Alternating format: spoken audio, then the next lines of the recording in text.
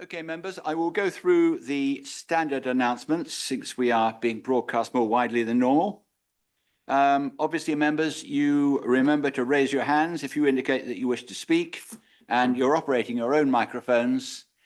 For those in the back row, please feel free to wave your hand vigorously if you don't think you've been noticed until someone on the dais recognizes you. As we said, we are live streaming this meeting. We're using the electronic voting system as normal. You are all aware of the consoles in front of you, but just in case anything goes wrong, for the motion is on the left, abstain in the middle, and against is on the right. If any member calls for a recorded vote, remember we need at least 5 people standing. It will be done as a roll call in the normal way. If members are happy to agree any recommendations by general assent, we will do it that way. And of course, we're all encouraged to do that because we get home a little earlier. Speeches, as you know, are timed to 4 minutes, and you'll be given the normal 30-second warning towards the end. And as everybody knows, you can only speak once on any motion, except for special circumstances. If you're making a point of order, please be clear about what that procedure rule or law that you think has been broken, and wait for my agreement that you may proceed.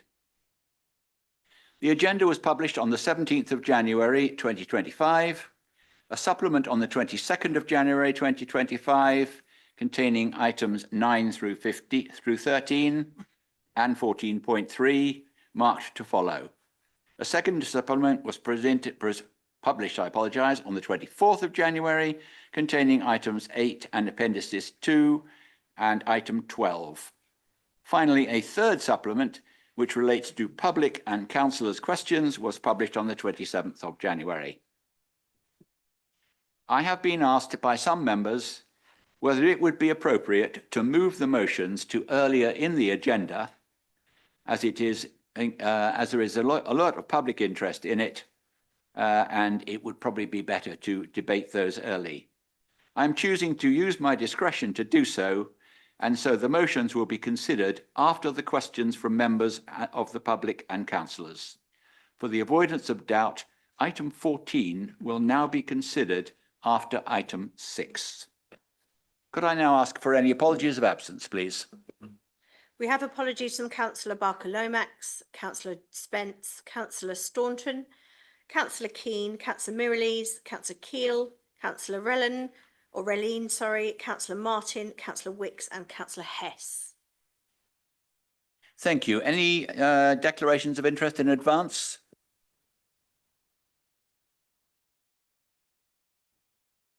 I assume no. Any declarations of interest at this meeting, councillors? Thank you. That is none.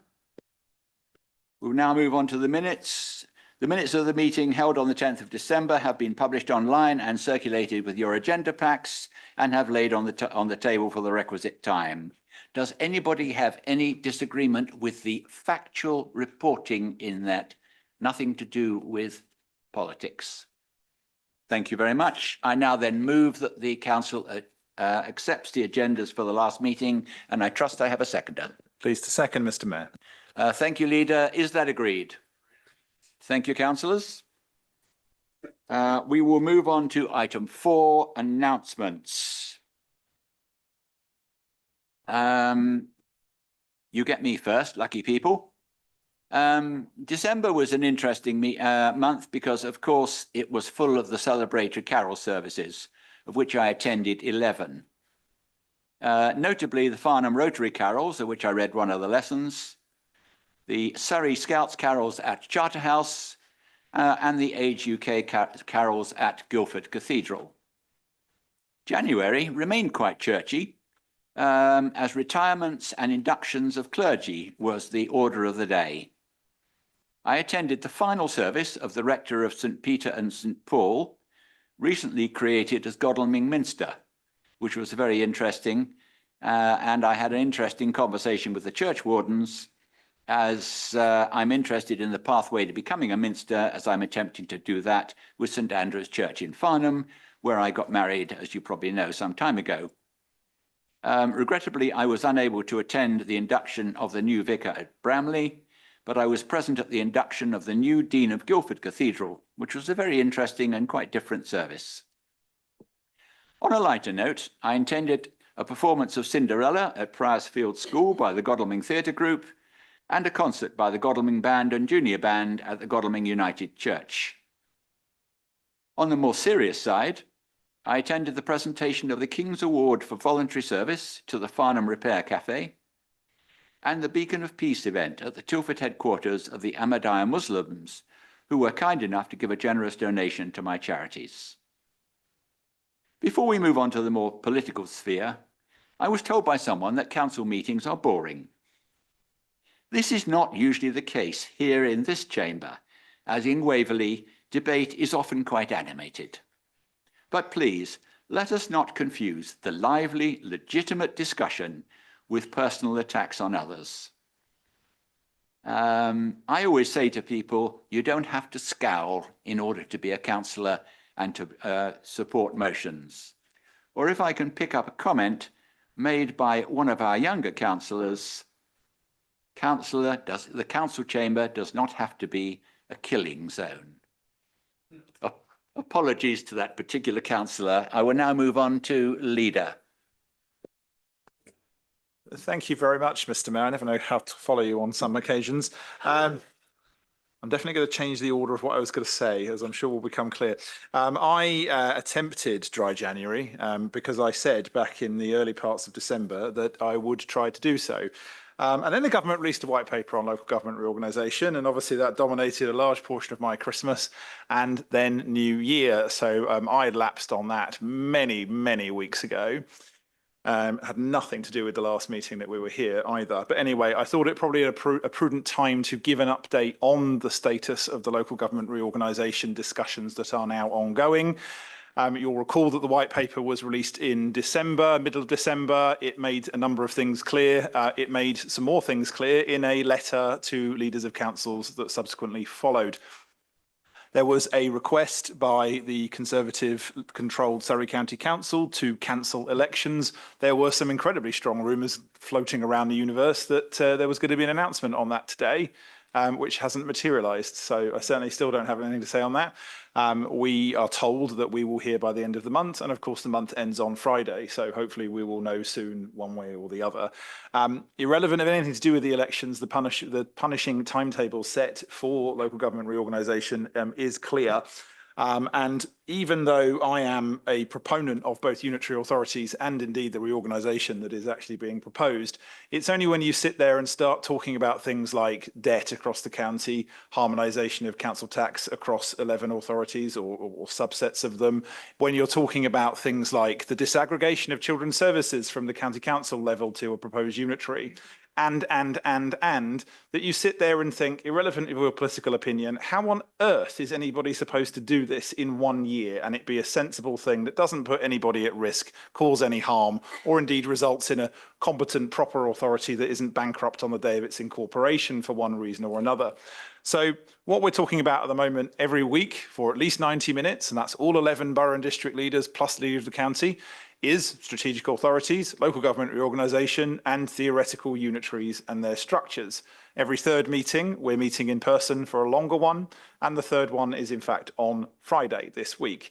I will be doing an email update to members on this going forward at the end of either every Friday or the following Monday morning, because each group will each time will now agree some comms points to be disseminated amongst councillors.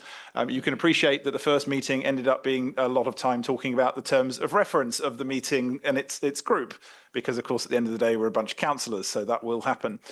Where we are at the moment, we have sent out, this is when I say we in this case, it is the Surrey Leaders Group of 12. So that involves a number of independent council leaders, a number of Liberal Democrat leaders, the Conservative leader of Reigate, and obviously the Conservative leader of the county. So when I say we, it is we cross-party that have sent these out. We have sent letters to all of the neighbouring local authorities of district level and county level so that we can ascertain their intentions, because of course we anecdotally understand that many of these boroughs, districts, counties have got their own intentions and plans in mind and intend to put bids in.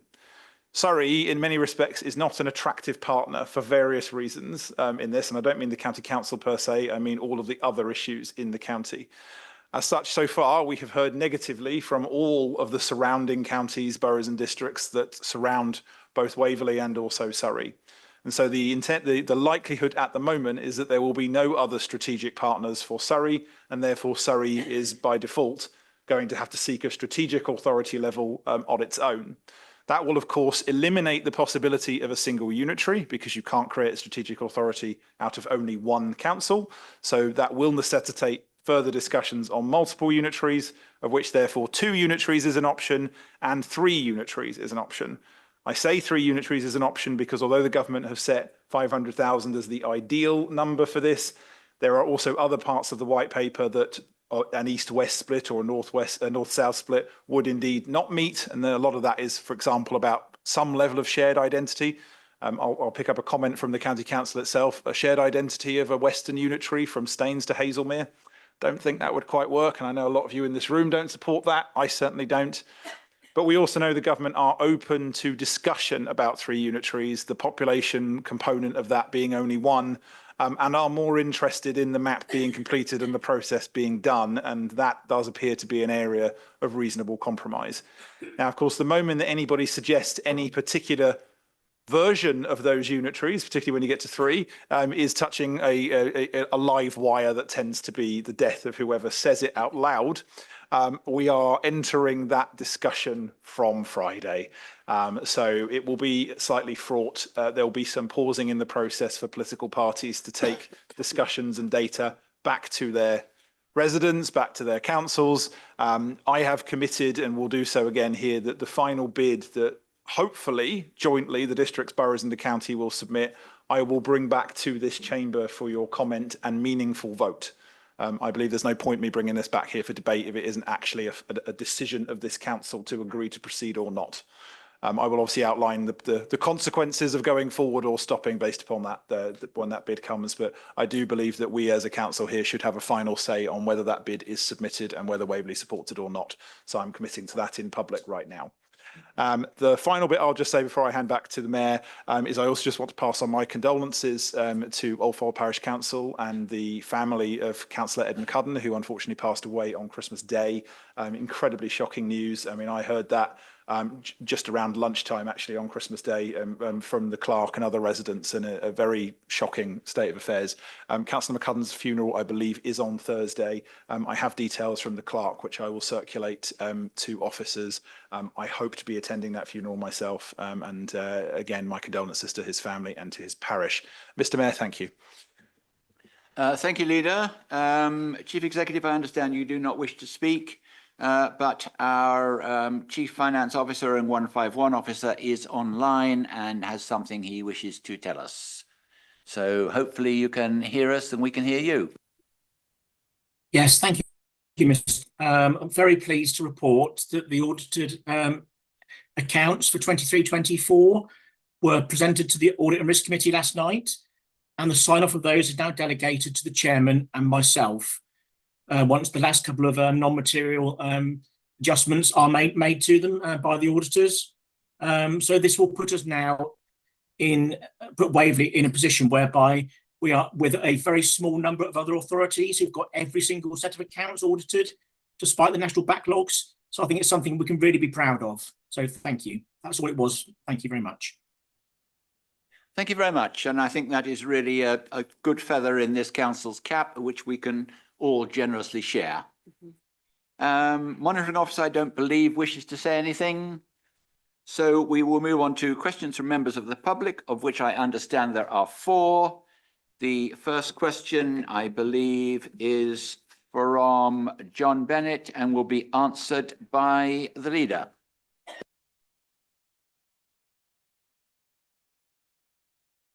Thank you very much, Mr. Mayor. I'm obviously not going to read the formal published response, and I assume Mr. Bennett has been furnished with that. So just to update, I mean, when we're talking about dealing with Network Rail, Network Rail property, there are lots of discussions that have to take place. They are quite complicated. And for anybody who here has dealt with rail structure or issues on railway owned land, they will know how quite so fraught that discussion is. Even getting them to engage is a challenge. I have been engaging with both SWR and also Network Rail on the subject, it partly in concert with Penny Rivers, who is the county councillor for that particular stretch of road. It's a bit of road I know well, isn't it? I used to walk up to Farncombe Station through there almost every day for the best part of 5 years. We are awaiting, and I say we in this case, I think Jeremy's office and mine are awaiting comment from Network Rail. So I will commit here to chase them again on this so that we can actually get a proper update on it. But just to manage expectations, they aren't at the moment inclined to do what any of us would like them to do here. But we will get an answer from them, and I'll report that back to council and of course to you as the questioner. Thank you, Mr. Mayor. Thank you, Leader. The second question is from Daniel Kuzel, and I guess, Leader, you are answering that one as well. Yes, thank you. And thank you, Mr. Kuzel. Obviously, I am personally quite keen that we crack on with some of the transfers that are under the land asset transfer policy, the community land asset transfer policy. We have now received, I think it's something like 10 or more. There's a little bit more than 10 requests from towns and parishes. We are at the moment processing those through. There has been a little bit of delay in actually processing all the applications because we have a little bit of a staff shortage in the particular area in question. We have been working with other staff in the council as well as their Guildford colleagues to make sure that these are processed in good order. I've had quite a lot of discussions with the town clerks, particularly of Hazelmere and Farnham, in regards to some of their requests, and particularly, and I can say this because it is the custom and practice of the executive that we do not vote on the land or asset transfers as we don't with SIL in our own area. So I'm not subject to any predetermination, as I will be not voting on the subject, but I very much support the Berries Field land asset transfer. I think it's a very necessary thing to do. And my hope is that we will have that coming to executive and council in March, but the latest it will come forward is May. I say that because I'm in discussions with the officers in question about how quickly we can process those through. And I wanted to give you the absolute open and honest answer on this. They at the moment don't think they can get it ready for March. They think May, but have made it clear that that would be the very latest. But I'm of course looking to see whether we can make sure the team have got the resource they need to do that a little faster if possible. There will be members in the room also that are very curious about applications in their areas, and I'll be feeding back to all of those members specifically on that going forward. So thank you, Daniel and Mr. Mayor. Thank you, Leader. The third question is from Ed Holliday, and I gather, Leader, you're going to take that one as well. Indeed. So Councillor Holliday of Godalming Town Council, obviously I know you relatively well. You've had the list of fees put to you in this letter. I'm sure that they are not surprising because, of course, any action that requires something serious to be done usually does cost a bit of money.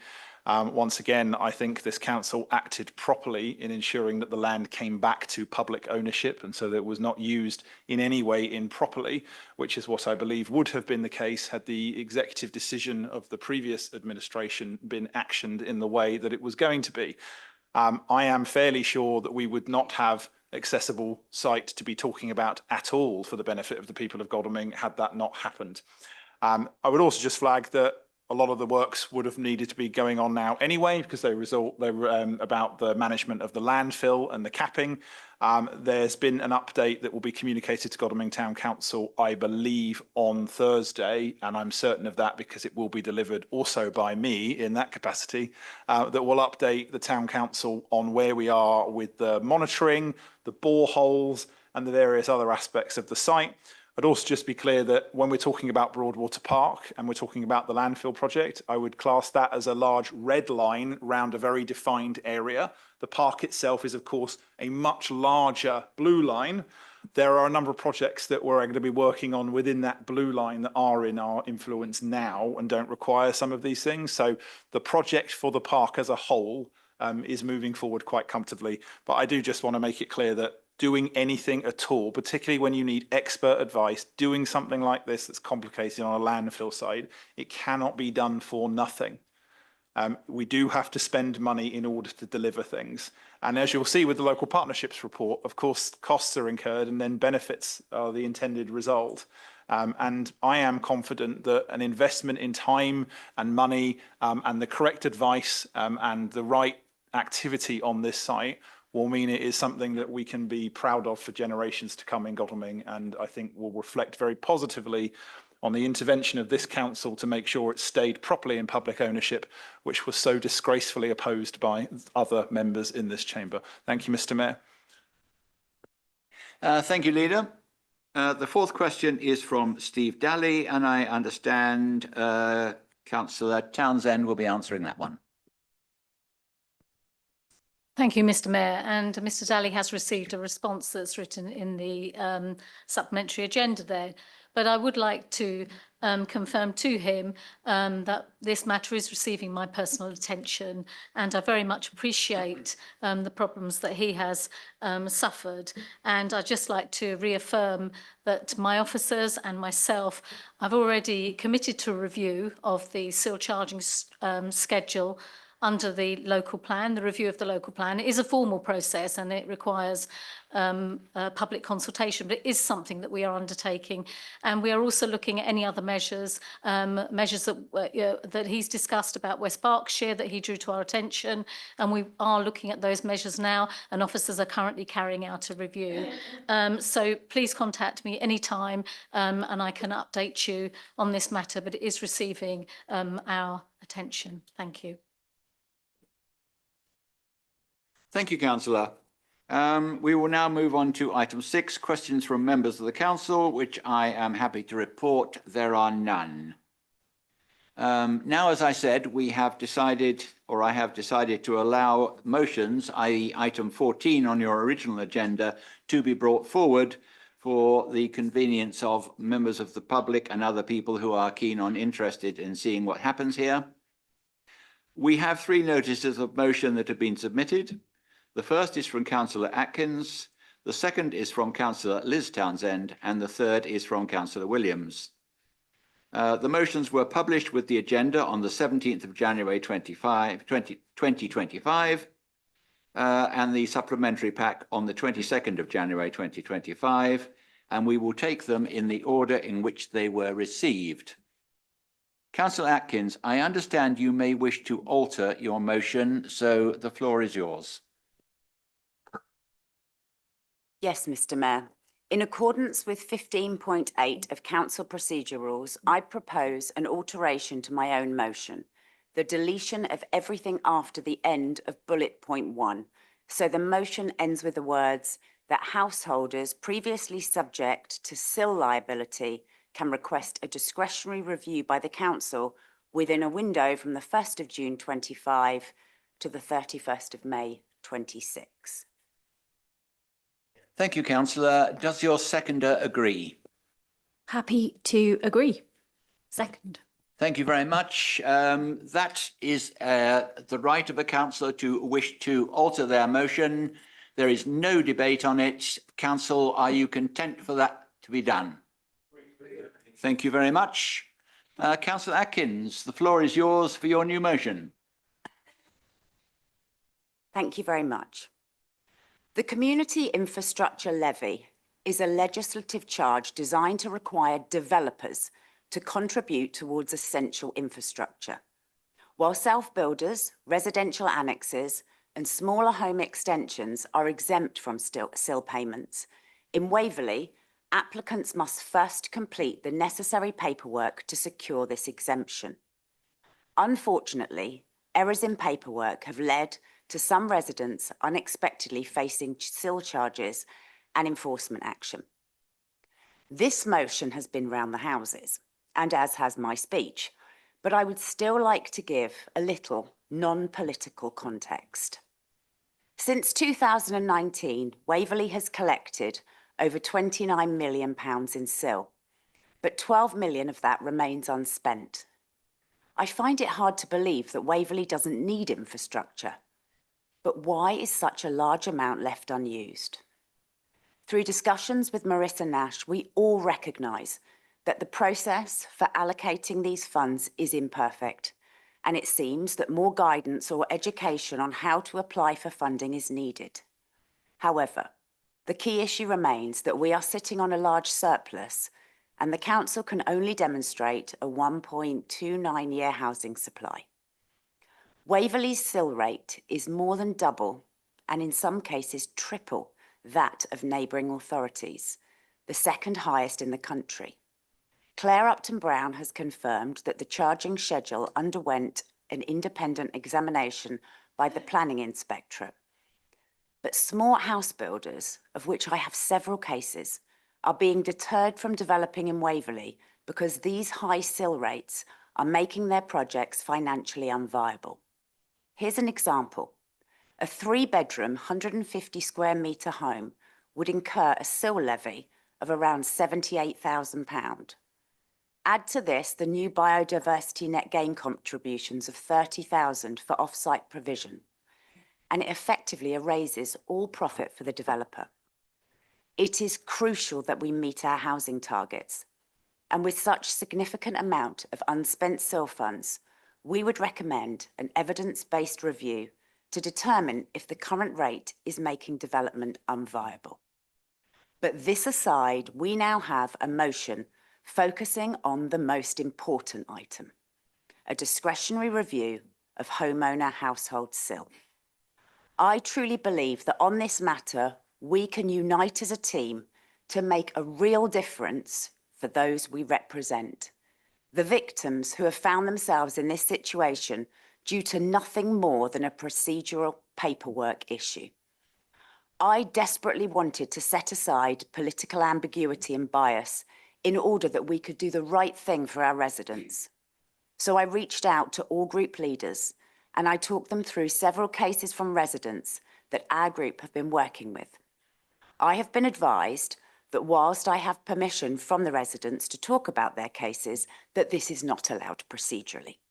But what I can tell you is that these were all SIL exempt schemes where SIL was only demanded due to a procedural, paperwork or timing issue. We are talking of sums from 70,000 to 200,000, threats of possession seizures, imprisonment for non-payment, and punitive interest while scrambling to raise or borrow funds. We are talking about life-changing, unintentional impacts of SIL that have resulted in debt, depression, and years of feeling unheard and being unanswered. In May 24, West Berkshire, another Lib Dem run council, commissioned a review aimed at improving the SIL customer journey and agreed to adopt a new enforcement policy for householder applications, allowing greater flexibility in enforcing SIL liabilities where genuine homeowner mistakes have occurred. While there was an opportunity to include these recommendations in the drafting of the Waverley SIL charging enforcement policy adopted in December, Councillor Follows has since stated that this work has started. It's vital that we put aside political differences to work together to correct this and ensure fairness. And to that end, I would wholeheartedly thank Councillor Clark, Councillor Crowe, Councillor Gale and Councillor Follows for agreeing to support point 1 of this motion. I am delighted and I am proud. It is testament to what we can achieve when we prioritise collaboration over division. This is our chance to stand up for what is right and finally deliver the justice these residents desperately need. Thank you. Thank you, Councillor. Councillor Atkins, as the seconder, do you wish to speak now or would you wish to reserve your rights? I shall reserve my right as Councillor Austin. My apologies, Councillor Austin. Okay, Leader. Thank you, Mr. Mayor, and thank you, Councillor Atkins. I mean, as you all know, I'm in favour of collaboration. I'm sure I'll be saying so again later. So thank you for your motion and particularly reaching out to me personally on this and acknowledging that the work has obviously started. And I'll just say up front, everybody here, I'm quite fine with part 1 of the motion because effectively it just reinforces something that, as far as I'm concerned, we're already doing and something we've already agreed. And the executive session, must have been a few weeks ago, my sense of time has gone off slightly due to the white paper matters. We discussed this in depth. Mr. Daly, who's obviously with us again this evening, spoke. And we agreed not only to look specifically into his matter, but also into the wider issue. I did just want to use this opportunity, though, as I have dealt with the main bit, suggesting that the administration should support item 1 as it's work we're already doing, just to highlight a few of the other aspects that were mentioned, and I know others here will probably go into some more detail. I've met with Mr. Daly some time ago, and also with a number of other residents who had raised a similar query on this. And it was actually having spoken to Mr. Daly that I did reach out to the leader of West Berkshire to go through what they had done as part of their review. And actually one of the main reasons that we are conducting our own, but through the local plan process, first reason is timing. So theirs was at a time where the local plan review was a very long way off. It makes sense for us to do this as part of the local plan review. SIL is obviously a major part of that, and the consultation requirements of it and the local plan set by law, just to remind everybody, are things that we should do as part of that process. As I think those of you who were at the briefing just prior to this, we're soon to receive a timetable on the local plan. I will make sure that this element of it is clearly highlighted so that it's clear when we're doing what on this particular subject. And of course, we are engaging case by case with individuals such as Mr. Daly who have had a particular concern. I did just want to comment on a few other points, though. I don't have a great deal of sympathy for developers and profits because I do believe that the system is fundamentally skewed towards developers. There are almost no other aspects of business in this country where you can effectively guarantee yourselves rates of profit whilst allowing you to either avoid SIL or indeed affordable housing, and I'm never a fan of that. So my sympathy to developers is minimal, and I would certainly wish to see evidence that the SIL tariff is impeding development. Rather than a statement, I'm quite happy to see evidence on the subject, but I would need independent, verifiable evidence of this to take a look at that. And finally, I've only got a minute and a bit left, so I'll try and do this bit quickly. The actual tariff itself was set in the early months of 2019. It was actually the tail end of the last Conservative administration here. I was here as a backbencher. A handful of you here were with me on either bench. There were a number of us who had this debate at the time, and it was taken forward by the then Conservative administration that was the right thing to do. And I actually agreed with the higher tariff because, as anybody who looks around anywhere in the country, and in particularly places like Waverley, infrastructure is quite deficient. And I think it's quite reasonable that more houses generate more infrastructure. So from that point of view, I think I'd need a convincing on the evidence. Obviously, that's not part of the motion here tonight. The other thing as well is, although this money is collected by Waverley, it's not Waverley's money. I mean, for some reason, the last government, in its infinite wisdom, decided to vest this particular process with borough and district councils, despite the fact that we aren't the strategic authority on pretty much anything at all. And so when you look at things about why the money's not being spent, or that goes back to the question of who is and who is not applying. And I'll use my last 10 seconds to say, when the county council is having to borrow money or sell assets to do basic highways maintenance, you can see perhaps why they're not putting in lots of SIL bids when they can't afford to maintain what they have now. This is a fundamentally broken system that needs fundamental review by the state. So we are managing the elements that we are having to manage. So once again, I agree and support part 1 and would urge others in the administration to do so. We are already doing this work, but SIL is a bigger problem. Thank you, Mr. Mayor. Thank you, Leader. I have Councillor Clark, followed by Councillor Merriweather. Thank you, Mr. Mayor. I'd like to start by congratulating Councillor Atkins for withdrawing items 2, 3, 4 and 5. I'd also like to congratulate you on talking about items 3, 4, 5 in your speech. I wouldn't accuse you of being silly, of course. SIL is not an allocation. It has to be bid for. One of the crucial factors in successful SIL bidding is for the members of this council to be aware of the process. And I suspect that many members of this council are not aware of the process, and perhaps some education might be appropriate. What makes it even more complex is the relationship between when householders are charged, perhaps erroneously. So I certainly support item 1 of your motion. And I know quite a few members of the Farnham Residents Group do so as well. So I commend it. Thank you. Thank you, Councillor Clark. I have Councillor Merriweather, followed by Councillor Townsend. Thank you, Mr. Mayor. On the charging side, I also support item 1 and the idea of improvement. And I'm very glad we've got cross-party support for something I believe we'd already started doing.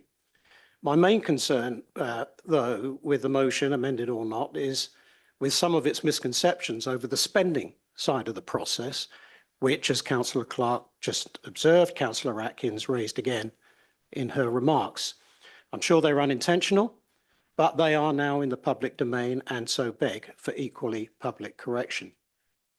The CIL Executive Working Group will shortly begin considering the strategic SIL bids that we've received for the 2024 SIL bidding cycle, which are being assessed and scored by our officers now. 2024-25 is only the 5th round since the system was set up. And to emphasise, we can only consider bids that have been received for strategic SIL allocation. Neighbourhood SIL is allocated separately to and awarded by the relevant town or parish council. For as long as I've been a councillor here, this council has published a database of both SIL and Section 106 developer contributions, a database which provides in granular detail an audit trail of SIL and Section 106 contributions from planning consent through to ultimate spend. The database is heavily signposted on our website and has also been covered regularly in councillor training. For SIL, that database is also supplemented by the annual reports of the executive that follow each strategic SIL bidding round, explaining the outcomes for the bids received that year. For the 3 wards specified in this motion, these published resources explain fully the outcomes of the 14 strategic SIL bids received specific to them since 2021. They will tell you, for example, that strategic SIL has been awarded by Waverley for projects specific to Dunsfold, Hambledon and Thursley, and also to bidders like Hopper and the police for the provision of services from which all areas benefit, and for bids for other infrastructure like healthcare, which tends to be supplied closer to population centres. These public resources also tell us how the parishes within the 3 wards identified in the motion receive and chose to spend their own neighbourhood SIL, amounting to £650,000 out of the £4.3 million of neighbourhood SIL collected across the borough to date. Most significantly, these public resources also demonstrate how the SIL system has been gaining traction with infrastructure providers, including, not least, Surrey County Council, who did get off to a slow start, even though there seem to be other infrastructure providers who I believe could do more to bid for funds. Speaking of Surrey County Council, our public Waverley database is also an invaluable resource for users wanting to track the use or not of both financial and non-financial Section 106 agreements, including important funding for education, highways and transport infrastructure, which, as you know, are or were contractually specified upfront and risk repayment to a developer if not used. For the 23-24 cycle, the pot was only 8.6 million, while the requested bids exceeded 11.8 million. We'll soon learn what 24-25 has in store, but it should be pretty self-evident that Waverley cannot allocate strategic SIL unilaterally without an appropriate bid for it, and that the quantity of bids being submitted for strategic SIL is growing. There's certainly no evidence to suggest either that the SIL pot or the charging rates are excessive. Rather, if anything, I'd encourage members to engage with their residents and other infrastructure providers to publicise SIL and encourage bids, not least by helping them put those appropriate bids together. Thank you. Thank you, Councillor. I have Councillor Townsend, followed by Councillor Goodrich. Thank you, Mr. Mayor. As has already been explained, we inherited this particular charging schedule. And I don't know why householders were not excluded at the very beginning. I'm not sure why the charging structure did not include discretionary powers, because it wasn't adopted by this particular administration. And I would like to understand that. I have been looking back at past meetings and past papers, but I can't find any explanation of why that didn't take place at the time. So the charging structure went forward, underwent a independent examination, and whether the costs on it are high, it did pass through that independent examination. And the reasons being, has been mentioned here, is the need for infrastructure is so great within a rural borough when facing very high levels of development.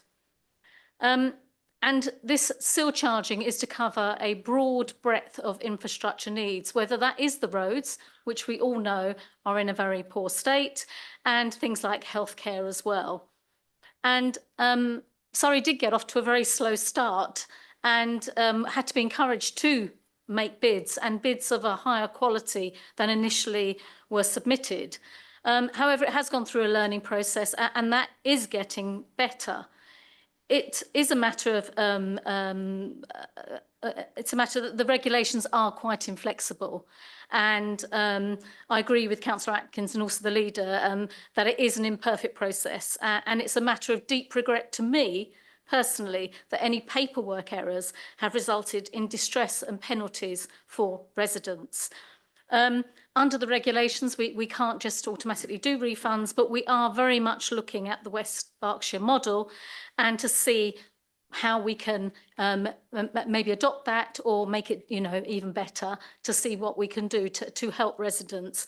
And that is my ultimate aim, is that that residents should be helped. I think that as has been pointed out, as soon as it was brought to my attention, we started reviewing the independent householders that may have been impacted by this, and also looked at, we had already committed back in, I think it was December 2023, that we were going to review the SIL charging schedule overall as well.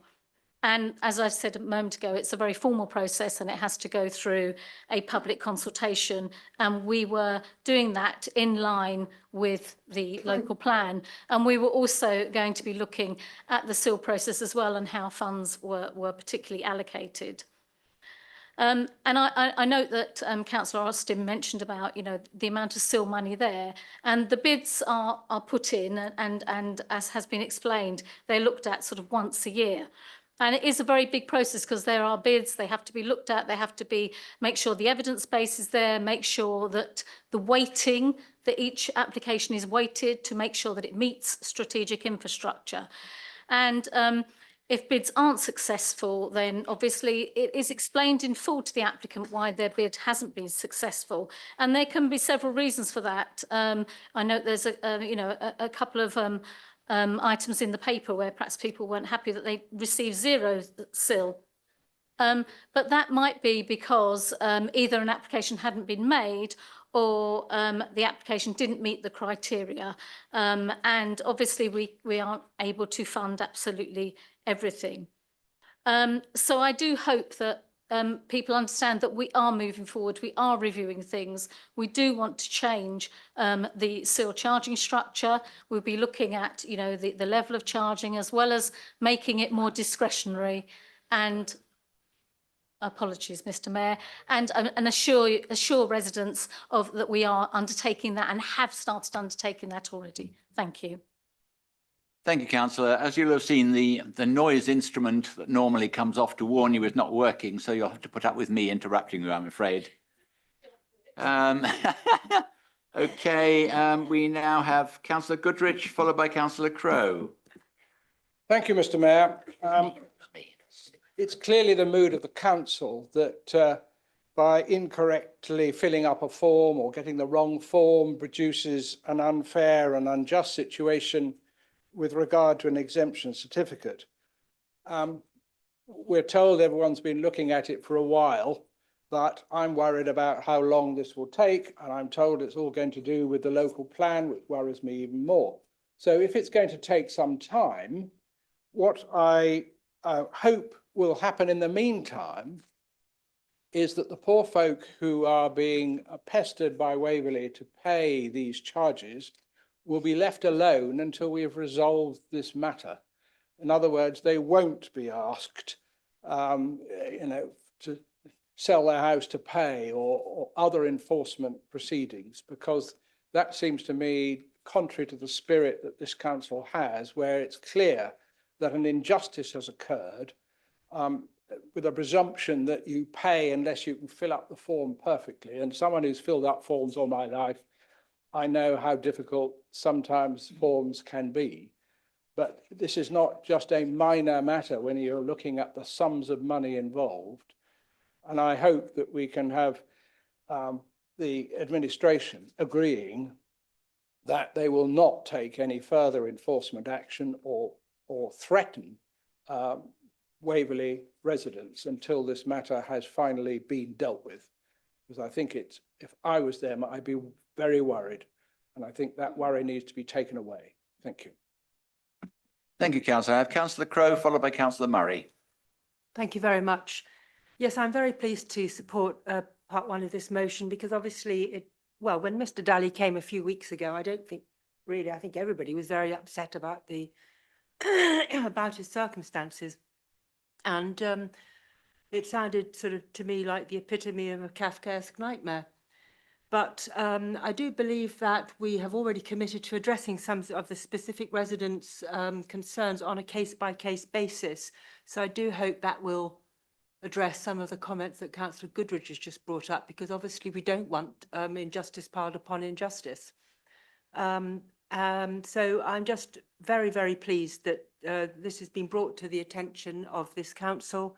Thank you, Councillor Atkins. I'm very pleased that work has already started to be done on this matter, and I look forward to hopefully never falling into that awful trap myself.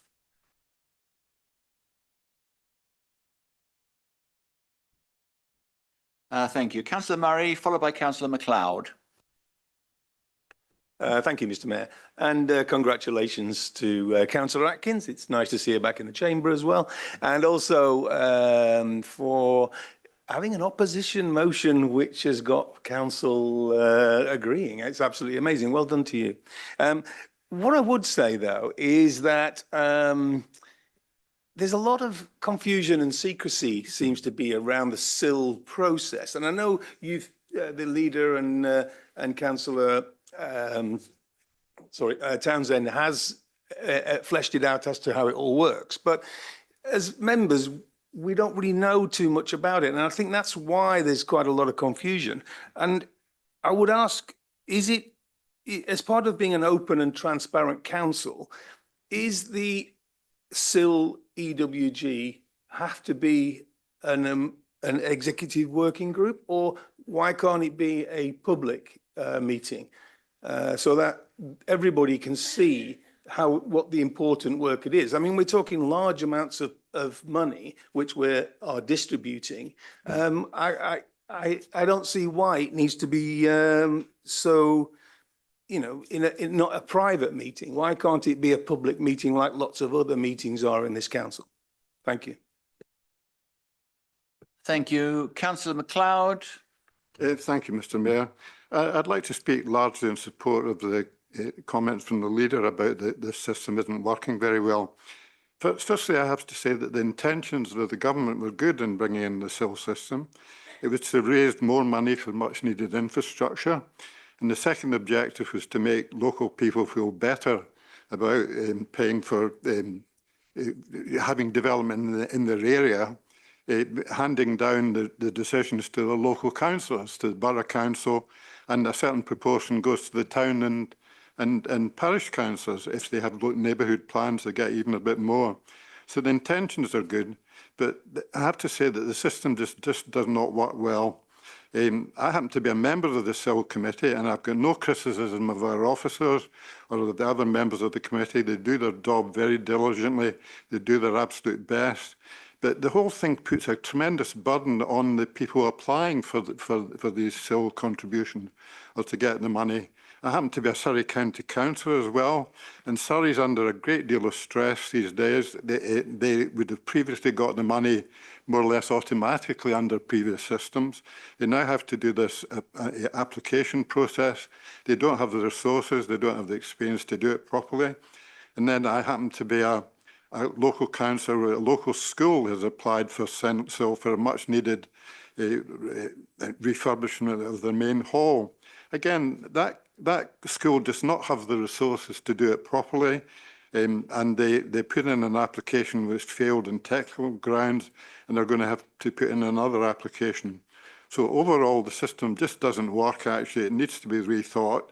It's well intentioned, but it's not working well, and I therefore support the comments of the leader in that respect, and I'm pleased he feels that way. Thank you, Mr. Mayor.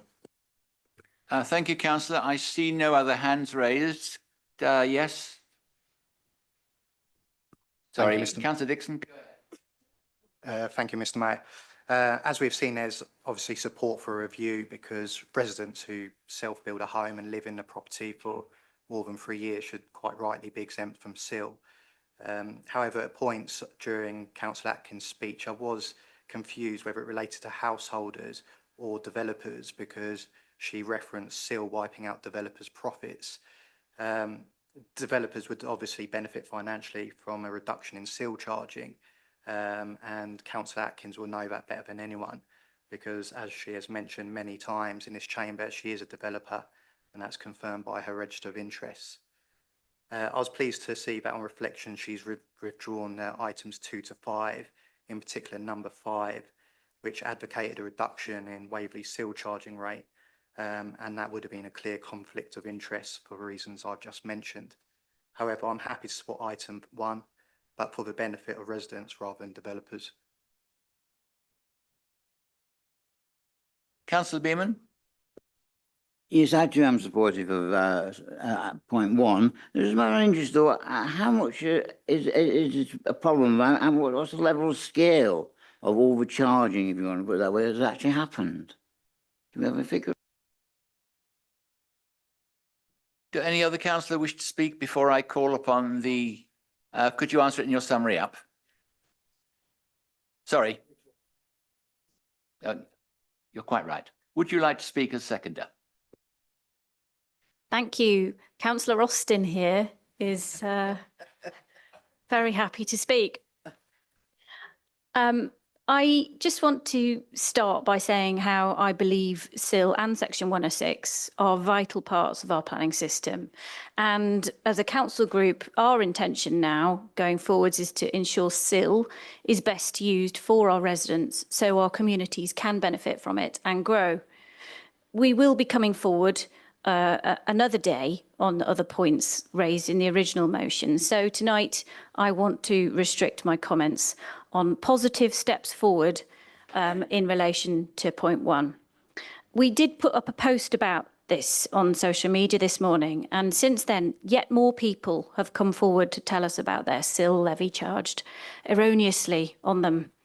We see the unintended consequence of this aspect of SIL legislation has caused great financial and emotional distress to people who have unwittingly broken rules they didn't know existed. This motion follows the example of West Berkshire Council, who agreed to undertake this discretionary review. They provided a 1-year window for potential applications to come forward. In that time frame, there were 15 potential cases. So the numbers we're dealing with here are actually extremely small, but extremely important for the people who have been impacted. I would really recommend and hope that as councillors we all look at the recommendations from the West Berkshire report. Those 5 recommendations are very relevant to our council, and I hope we will be progressing further these points and what is called the customer journey for SIL. It's worth noting that different councils do deal with SIL in different ways. Some councils do not do SIL at all. Some choose to not charge SIL on any residential householder applications, which has been alluded to already. This was one of the recommendations of the West Berkshire report, and I think Waverley should look at this. The West Berks report also encourages training on SIL to officers and parish councils and to ensure people know how to apply and what counts. This is something I, again, support. I agree we do need to try to ensure there is more awareness of SIL. We need applications to come forward which are compliant and stand a good chance of being awarded funding. I personally think the SIL working group should meet more frequently than annually, and that it should be politically and geographically representative. Waverley has gone some way already to ensure householders going forward are made aware of SIL. I know that, and to advertise the need for exemption certificates. We hope as part of this local plan review, we will all be able to go further on this.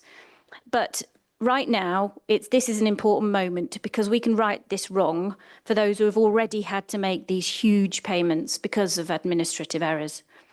I very much hope, and it is indicated that hopefully you will support this motion. I agree. SIL is certainly an imperfect process, and I am progressing how we fix this at a national level now via our MPs, Jeremy Hunt and Greg Stafford.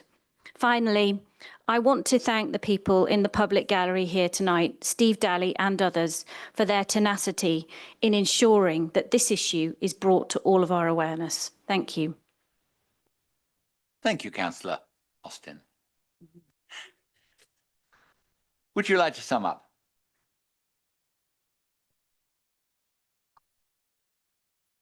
Councillor Clark and Councillor Townsend, I couldn't agree with you more that education needs to be provided on SIL bids. And as Councillor Murray suggests, transparency in general would be fantastic. So I do hope that we can commit to action this in a proactive way. Councillor Follows, while you may not have any sympathy with developers, we need developments. We need housing. We cannot even meet a 2-year housing supply, so we must consider why small developers are going elsewhere. I do have several cases that I can pass to you, but Councillor Follows, we have a housing crisis and we need to provide family housing for young people in Waverley. But back to why we were here this evening. What we are witnessing here in Waverley are isolated incidents. But these are incidents we have the power to change this evening. West Berkshire has already made bold strides towards fairness, and now it's time for us to follow their lead. It's time for us to step up and offer these people a solution that will make a real, tangible difference to their lives. It's truly inspiring to see all group leaders come together on point one. Putting aside political differences and focusing on what truly matters, the people who rely on us. Thank you. Very well, councillors. We will put it to the vote. We will do it electronically, and remember that we are only voting on clause 1, which you will find on page 43 of your agenda.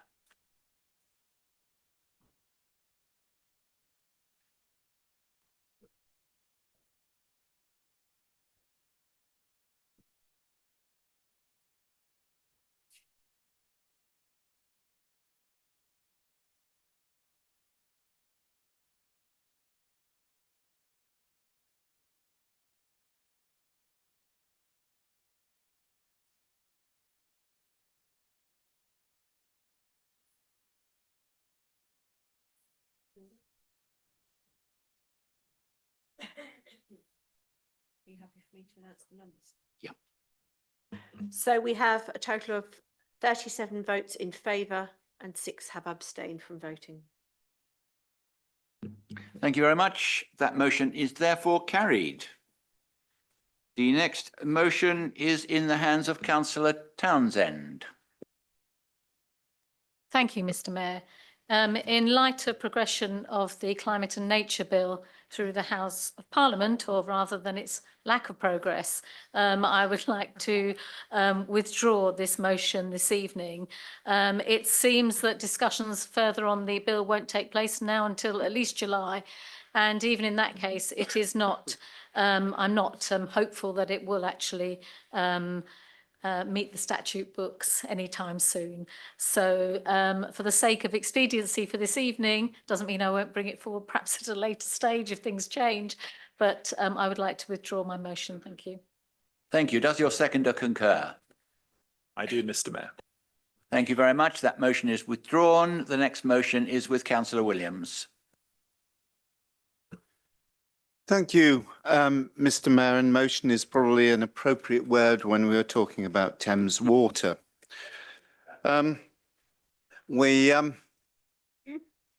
We all know that our water system is broken.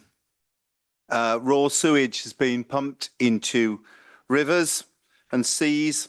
At least 464,056 times in 2023. That's an average of Councillor, one. can I just stop you a sec, because I erred in law. I didn't ensure you had a seconder. I think I do. Happy to second, Mr. Mayor. Sorry. Thank you very much. Sorry to interrupt you, Okay. Councillor. Go ahead. Thank you, Mr. Mayor. So 464,056 times in 2023, sewage dumped into our rivers.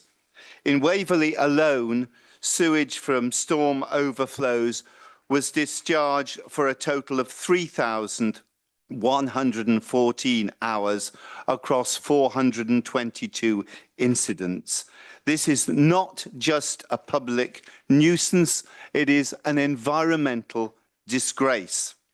The disruption to water supplies in Godalming and the surrounding areas last November was another stark reminder of the systematic failures of Thames Water.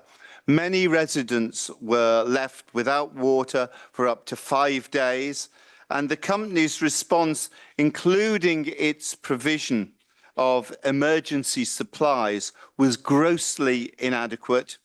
And such failures are not isolated. They are the consequences of decades of mismanagement. Thames Water loses an astonishing 600 million litres of water every single day due to leaks, nearly a quarter of its supply. Meanwhile, its debt now stands at least £19 billion. This financial instability undermines the ability of Thames Water to invest in infrastructure, to protect public health, and to meet its basic responsibilities.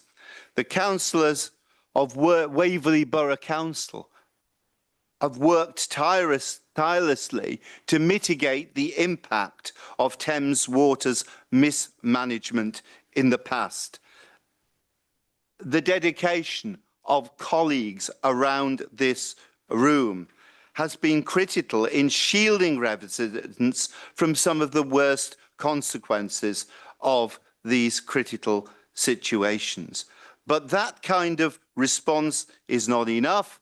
We need structural change. Our water system in this country is a global anomaly. It is privately owned, with 70% of companies based overseas. Ofwat, the regulator, has proven itself unfit for purpose, prioritising shareholder profits over public and environmental welfare. The system has rinsed the public for profit for over 30 years while leaving our waterways polluted, infrastructure crumbling and bills soaring. So I think that the premise is enough is enough.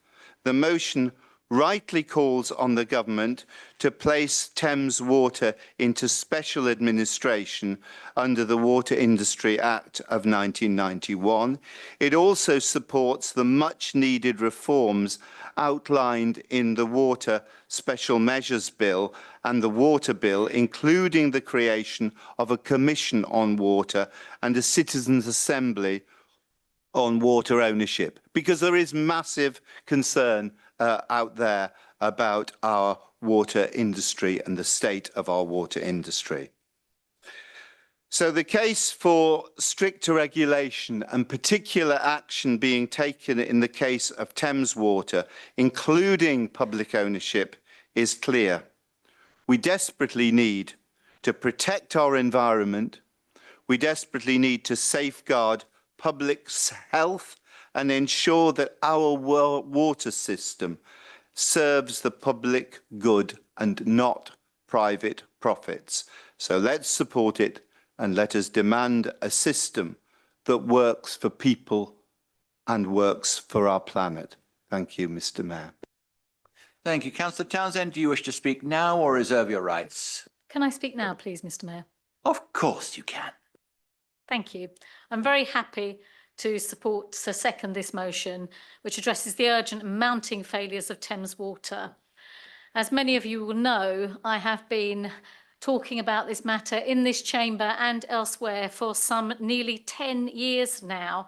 I have lobbied successive MPs and I've bent a lot of ears during that time, but we still have not gone anywhere, really. We have not got an improved system. We are now facing even more sewage entering our water courses, and now residents contact me regularly with sewage coming up onto their properties and threatening their homes. This isn't a new matter. As I said, nearly 10 years ago, I was talking about this, and even then, Alfold, a local village to Cranley, was experiencing sewage coming up into people's homes. We've known about this for a long time. Something should have been done before now. So countless emails later, I still had to email Chris Weston, who's the CEO of Thames Water, just 10 days ago, because a large estate in Cranley had lost water supply just before Christmas on about the 10th of December, and they didn't have any water for about 3 days. But since then, they have had such low pressure. This is affecting their boilers, it's affecting their showers, it's affecting their washing machines. And I've heard diddly squat from Thames Water about it. And that really isn't good enough. They don't get back to residents, they don't get back to councillors, and there seems to be no way in law of holding them accountable.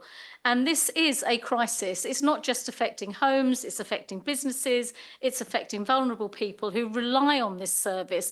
And let's face it, they can't go elsewhere. They have to stick with the water company they've been given. And it's also, as Councillor Williams has pointed out, it's an environmental crisis as well. And he mentioned certain levels of sewage that are being discharged across Waverley, but they're only from the monitored points. I suspect there is a lot more sewage being discharged that we simply don't know about. And some of this is coming up onto people's properties. And it is extremely unpleasant when that happens and distressing to residents. And, you know, it's difficult to imagine against this backdrop of this crumbling infrastructure how Thames Water is going to create an investment plan. It's already been pointed out the eye-watering levels of debt and that Thames Water is probably on the brink of collapse. So how can a company in such dire financial distress invest in the critical infrastructure and safeguard the environment? It's clear that Thames Water is failing in every aspect of its operations, and this motion rightly calls for some action. We can't let government, the new government, just sit back. And it's already been mentioned about the housing targets. You know, we have been given a double of our housing target, 1,481 new properties to be built each year. How can we say to residents, look them in the eye and say to them that we are going to be building thousands of new homes near you when they can't sometimes flush their toilets in times of heavy rainfall or they have sewage coming up onto their properties? I think that it is something that this government has got to grasp. This motion, as I say, rightly calls for some action, and this is the only action that we can take. So declaring no confidence in Thames Water is the first step, urging the government to place the company into special administration, and also trying to ensure that public health and the environment are protected. So in conclusion, I would urge all members to support this motion and ensure that our voices and the voices of our community are heard loud and clear. Thank you. Thank you, Councillor. I have Councillor Austin, followed by Councillor Follows. Thank you, Mr. Mayor. We agree. Thames Water continue to behave and perform disastrously. In my day job, working for Parliament for our MP Jeremy Hunt, I spend a great deal of time together with Jeremy and also with Greg Stafford MP to support constituents and resolve issues and to press for improvements locally with Thames Water. As councillor, I deal with Thames Water on an almost daily basis. I know them all well. We've had low to no water pressure across Bramley in the last 24 hours. Again, no shower for me this morning, something you'll be glad to know I managed to remedy before I made it in here this evening. In recent weeks, our village has been completely encircled by Thames Water roadworks. The sewage issues in Alfold in particular are just awful and totally unacceptable. Councillor Kevin Denis and I met with the head of waste at Thames Water about this just a few days ago, again, to demand action together with our MP. We speak with CEO Chris Weston, and we've done it in recent weeks on the water issues in Alfold in particular, and we're in dialogue, regular dialogue with Ofwat and the Consumer Council for Water. So I can support section 1 of the motion, but I'm afraid the rest of the motion is problematic. Some of it is contradictory. It wishes to bring Thames Water under public control, but doesn't accept what follows is that taxpayers will be taking on its debt and paying for it.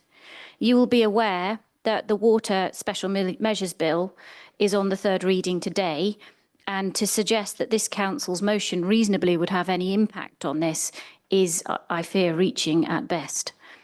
I agree with the view of our MP, Jeremy Hunt, that Ofwat has in the past prioritised keeping bills low over ensuring water companies invest sufficiently in their infrastructure. But we do support Ofwat's work to agree a new funding settlement with Thames Water. The next couple of months will be crucial to see if a deal can be agreed. The Labour government has stated it has no intention of nationalising the water industry, citing a cost of 90 billion and the need to deal with issues quickly. If this were to happen, we would be taking on 19 billion of debt, which, following Labour's disastrous decisions of the last 6 months, would be a further massive blow to our economy. So, as financially astute and responsible Conservatives, we cannot agree that renationalisation of the water companies would be a course of action that should be taken by choice. To do so completely ignores that this would cost each taxpayer and it ignores the overall impact on our economy. We will not be supporting this motion. Oh, and P.S. Zoe Franklin is not a Waverley MP. Councillor Follows. Chris Coughlin is, though, so please remember him when you're talking about them. And Zoe's territory does extend into Shalford, where the water infrastructure that does impact large portions of central Waverley, including your own ward, is based. And I think getting all the support we can get is probably a good idea. During the general election, Liz gave me the tantalising offer to go and look at some raw sewage in somebody's garden. Which I did, and was surprised to see genuinely somebody lift up the drain cover in their front garden and see raw sewage coming up through it in Cranley. This person had said that they'd written to every single MP that had been through there in the last 20 years and had absolutely no impact on anything, no impact on anything, frankly. And obviously, during the course of the last few years, I've been working with a group in Godalming called Water Rangers, who do a lot of water testing of our rivers and lakes and various other water courses throughout the borough. And they did some testing in Elstead for us a few months ago, and they've done lots of testing in Godalming. And you'll find in some cases that their readings actually max out for E. coli in areas where people regularly swim or undertake water activities. And the fact that it maxes out the best of their testing, because of course they can only use certain levels of professional grade testing in what they do.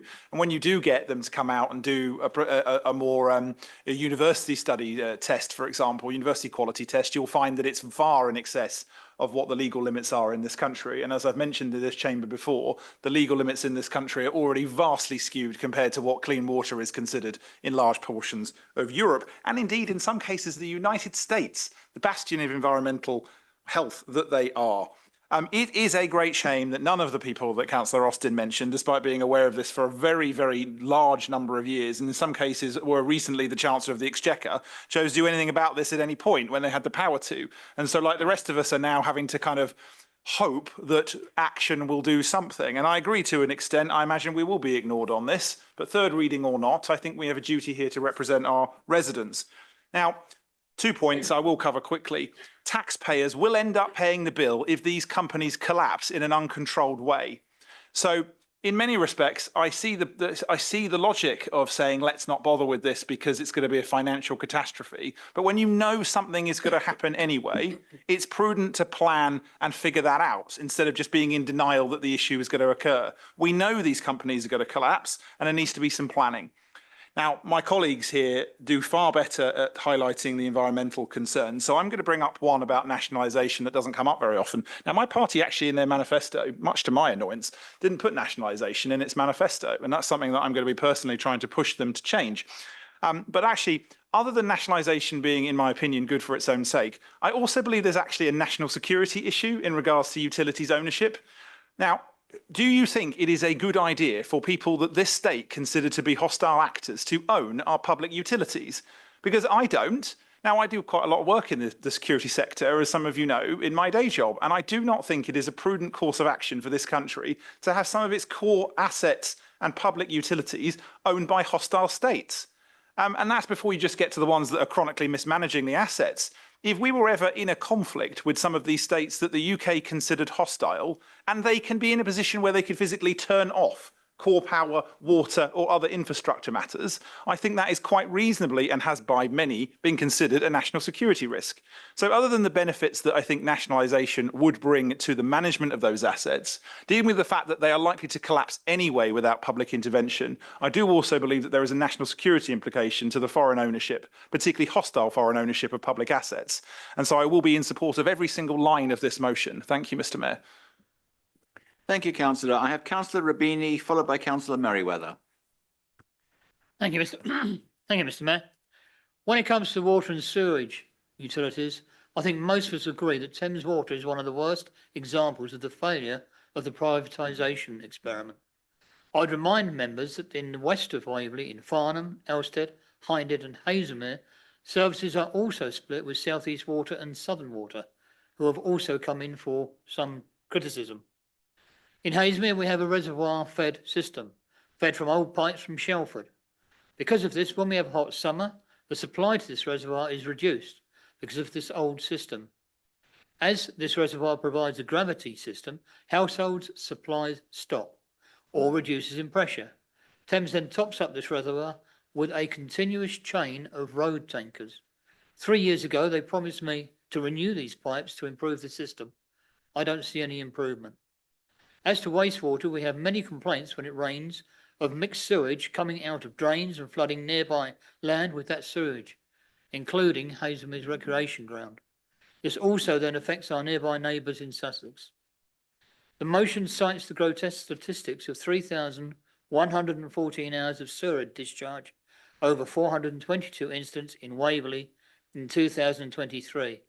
Actually, it's far worse than this, because there were another 302 incidents with no less than 4,400 hours of sewage being pumped in the upstream parts of the River Wey from places like Bentley, Borden and Selborne. All of this sewage flows through Waverley. It is morally indefensible to pollute our environment in that way. They're not our words, but those of the MP for Godalming and Ash. Problem is, that was said in 2022. And the same is true of the MP for Farnham and Borden.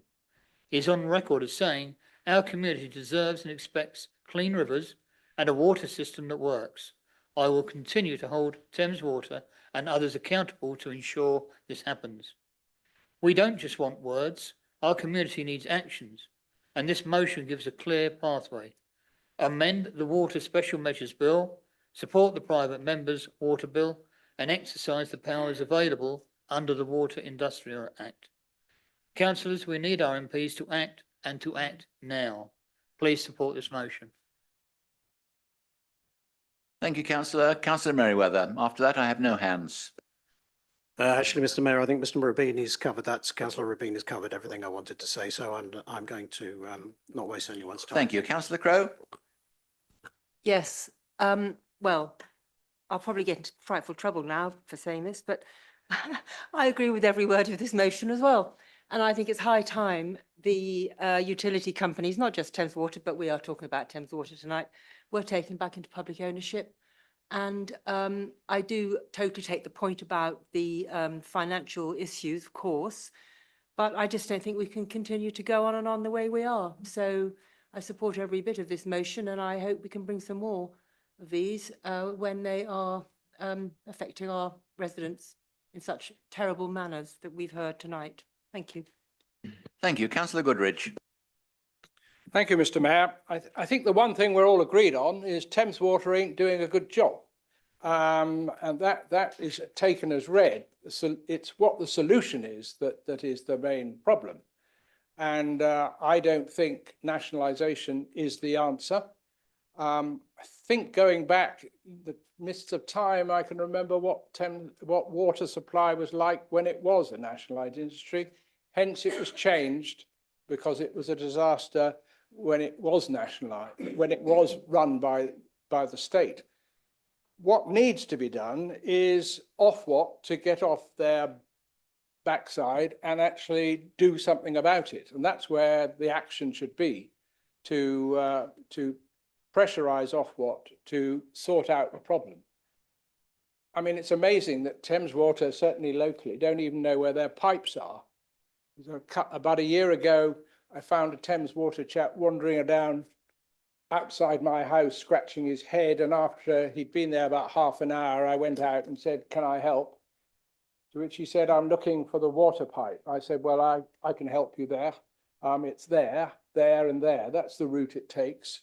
And he said, "Well, the problem is we don't have any maps to show where the pipes are. So I've been sent out to try and find them." So we know things are not working well, but it's the solution. And I'm not going to support this motion because I don't like the bit about nationalisation.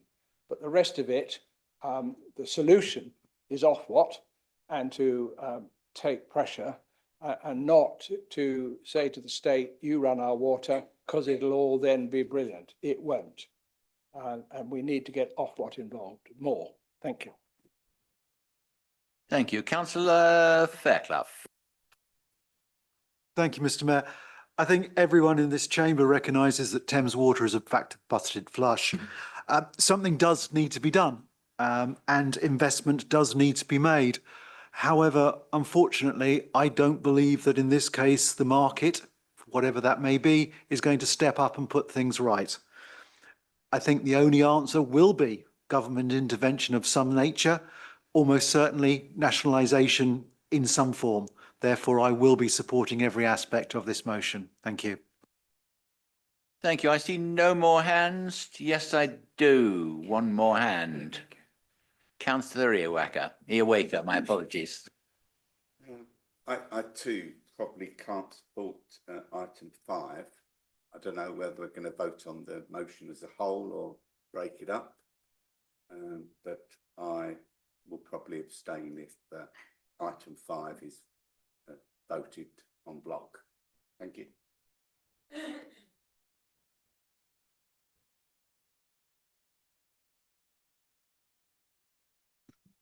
Thank you, Mr. Mayor.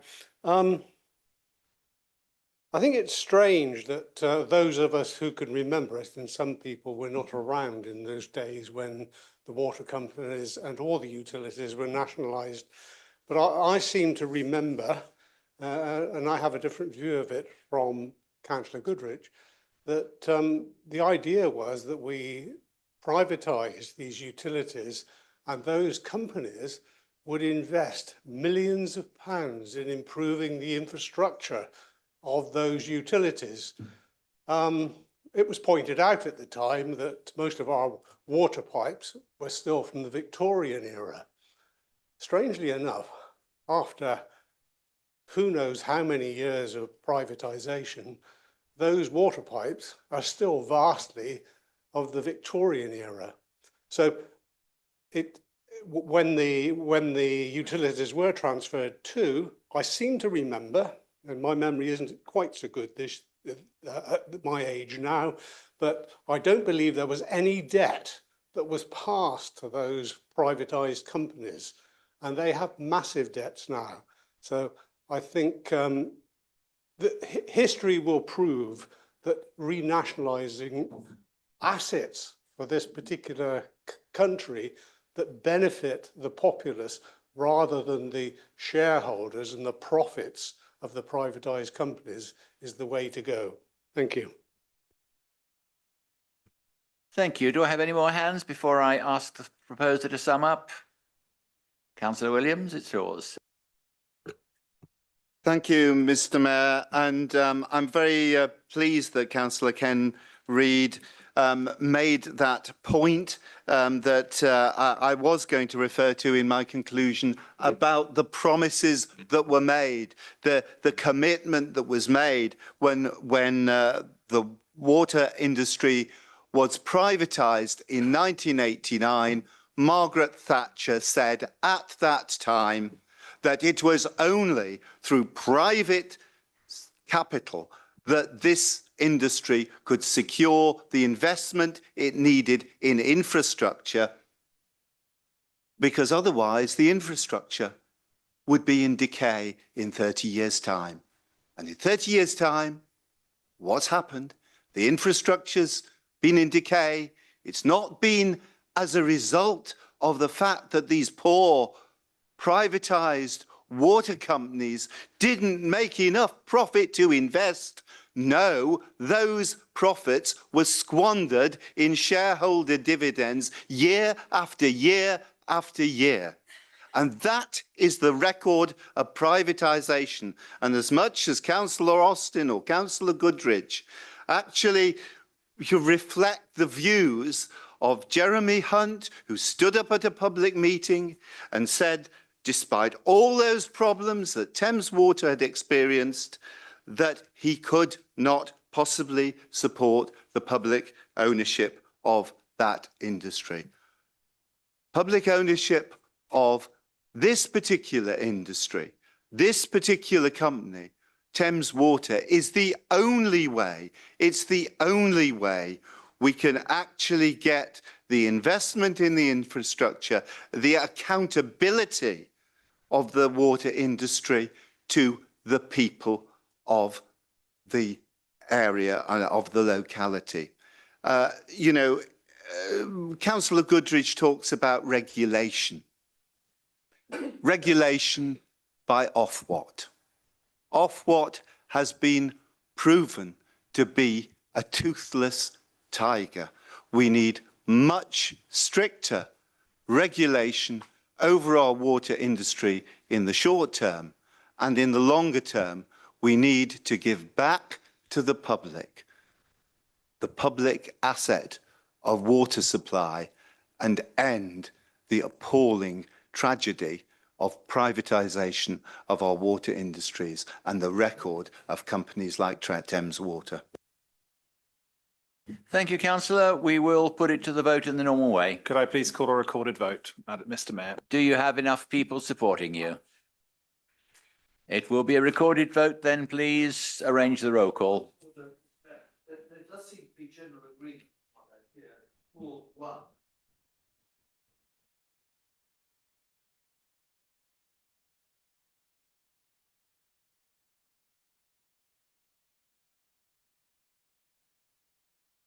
I beg your pardon. Clause 1 sends a clear message that we are not at all happy with Thames Water. Surely we all agree, and yet there are legitimate differing views of what to do about it. So let's separate. Sorry. Point of order. Under what? Can I just stop you there for a second? I don't think you were raising a point of order there. I regret to say you were not raising a point of order, but if the proposer felt inclined to, I would agree with your suggestion as a sweet and unanimous and friendly chairman. And as proposer, I'd like the motion to be taken as a whole.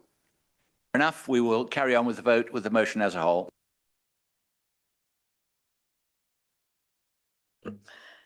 Okay, I'll call names alphabetically. Councillor Atkins, Against.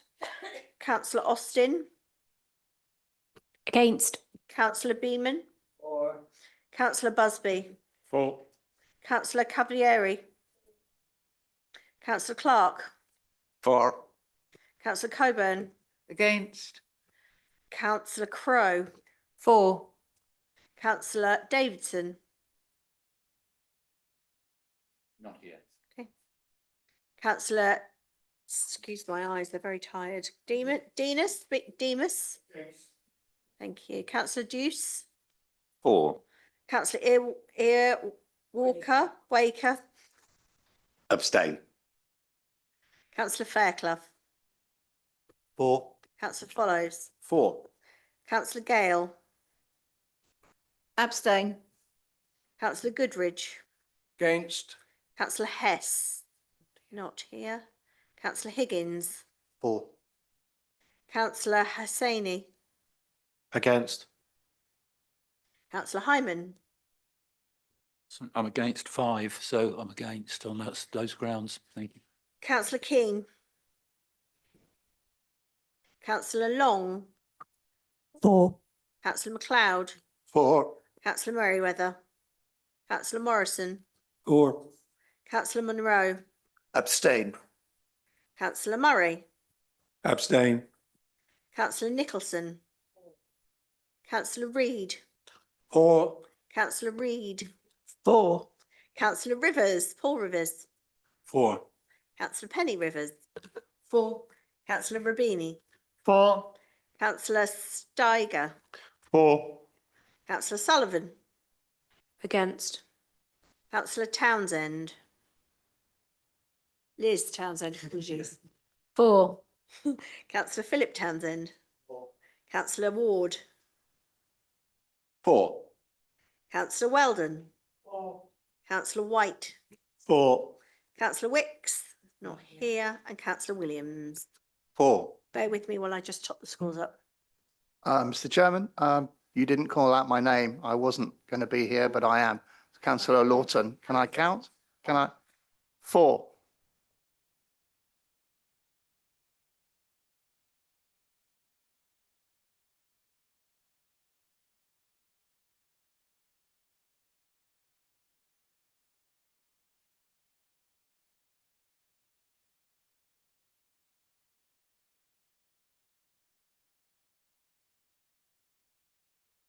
So we have 27 votes in favour, 8 against and 4 abstentions.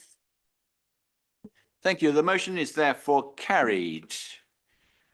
We now move on after a period of relative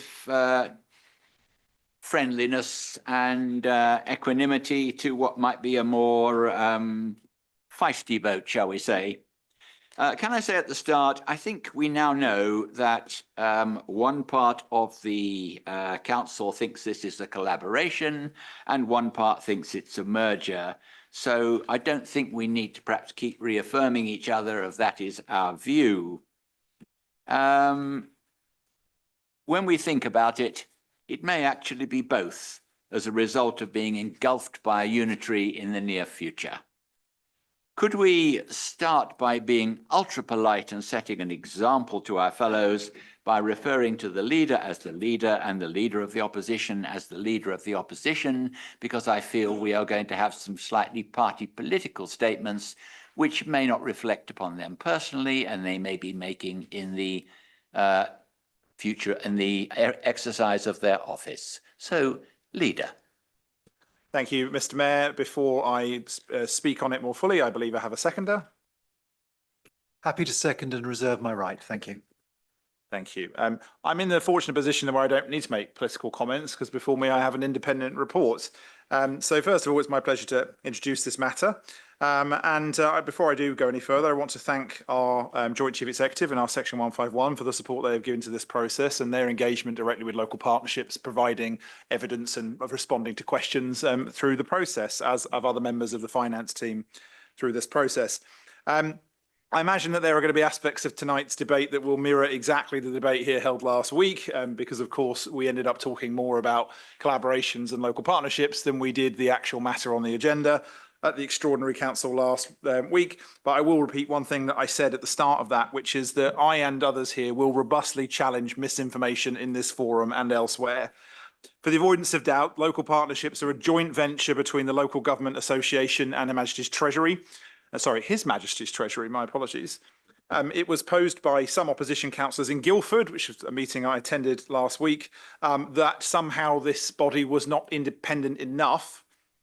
They even proposed that perhaps we'd go out to one of the big consultancies, other than the fact that it's very clear that Local Partnerships is an independent arm's length organisation, so I don't think it needs to further demonstrate its independence as far as I'm concerned. I assume had I tried to engage Deloitte or KPMG at, £100,000, £200,000 for a report, I'd be sat here criticised for providing them with the scope that I wanted and spending vast amounts of public money to get to the end point. So I'll just deal with that now, that I think this independent body is independent enough and cost effective enough for the work that we're doing. So just to go into its primary findings, which I'm sure most of us by now are aware, over £600,000 worth of savings to date and no impacts on performance of the council's business.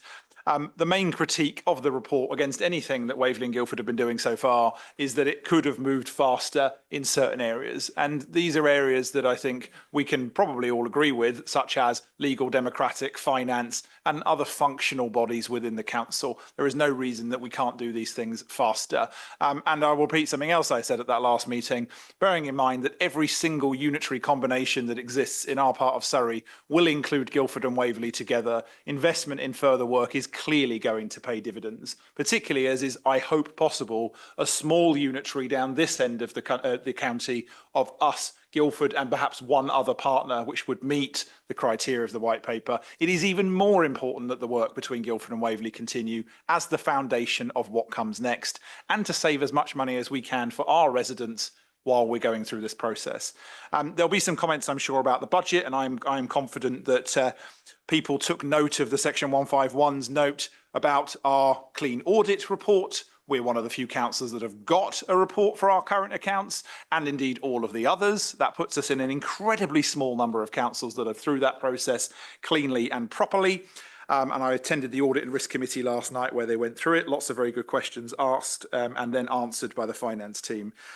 Collaboration, mergers, whatever you want to call it. I'm actually not fussed what people call it these days in practice.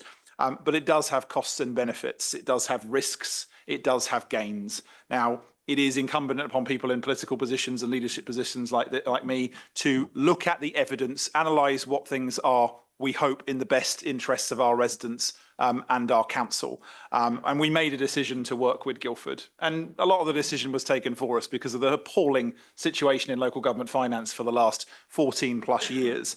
But anybody looking at this independent report will very clearly see that the financial and other benefits for Waverley particularly, and for Waverley and Guildford together, are far in excess of the costs.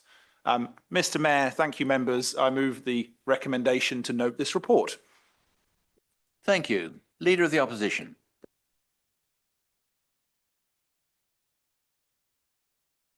Thank you. Forgot that was me for a second.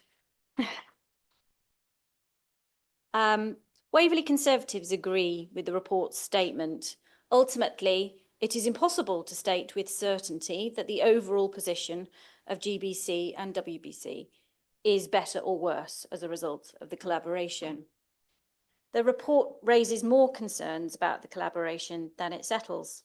A headline saving of £600,000 for the 3 years referenced for the two councils amounts to, let's say, £100,000 per year per council.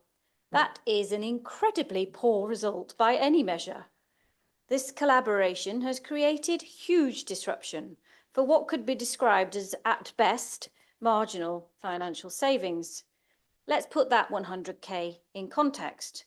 That equates to less than 1% of our council tax, or 0.002% of the general fund budget, or the cost of a single medium ranking officer at Waverley.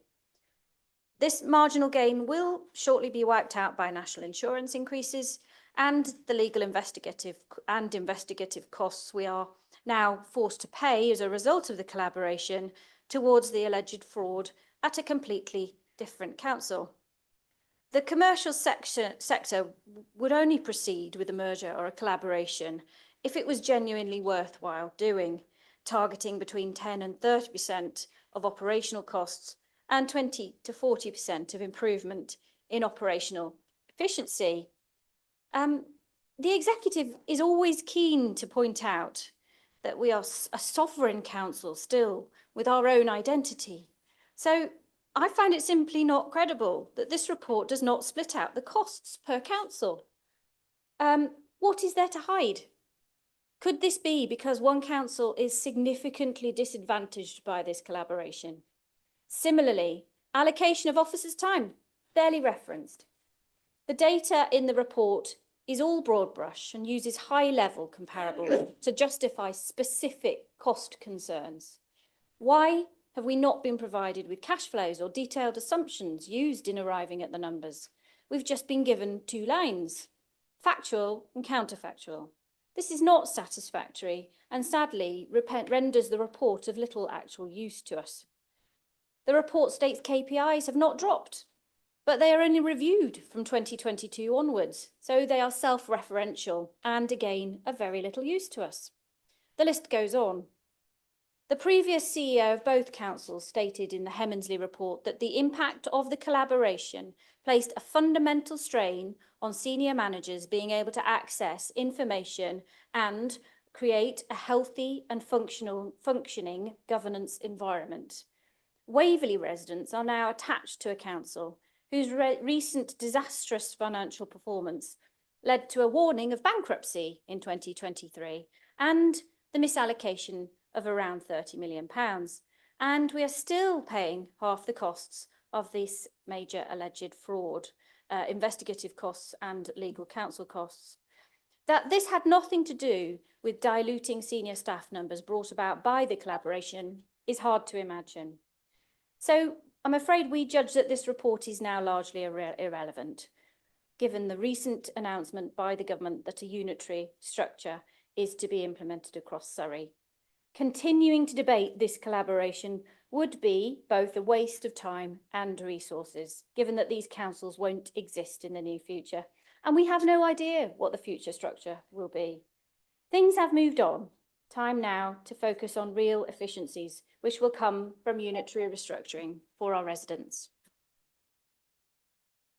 Thank you, Councillor. Just before we move to general debate, let me remind councillors, whilst it may be called a debate, we are only being asked to note this report. We are not being asked to take any action or commit the council to any particular expenditure or course of action. Councillor Hyman. Thank you, Mr. Mayor. Yes, I was going to say this, that it is a resolution to note and to make observations and comments. So I hope that rather than politicking and messing around, we can save time by simply quoting directly from the report and using that as our conclusion.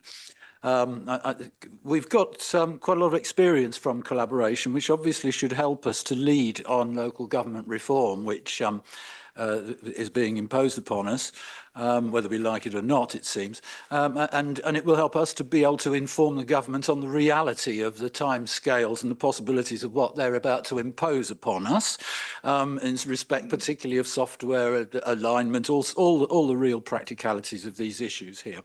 But if we can just look at what this says, because we've got to be very careful, Mr. Mayor, not to misread and pretend that this government Treasury funded report is either more positive or more negative than it really is. If we look, we go to page 25, and we specifically quote from it here in regards assessing the benefits of collaboration to date.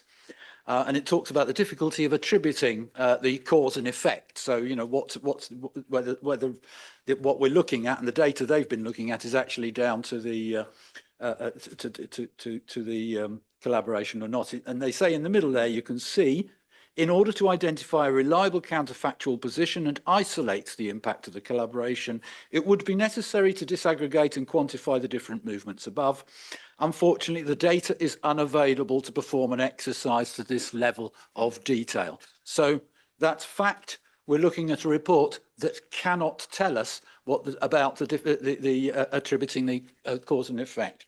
And if we move on to page 27, assessing the benefits of collaboration, again, the non-cash costs and benefits, you'll see that at the end of the very top paragraph, it says that with more time and data, it may be possible to quantify these and incorporate them into the benefit assessment. So the non-cash, everything that hasn't actually been put in some data from Waverley and Guildford to the LGA and the Treasury, everything else that's claimed as a benefit has not actually been included. They haven't got the data. They've told us that for themselves. And these are I think some people like to think, independent when they're seeing this.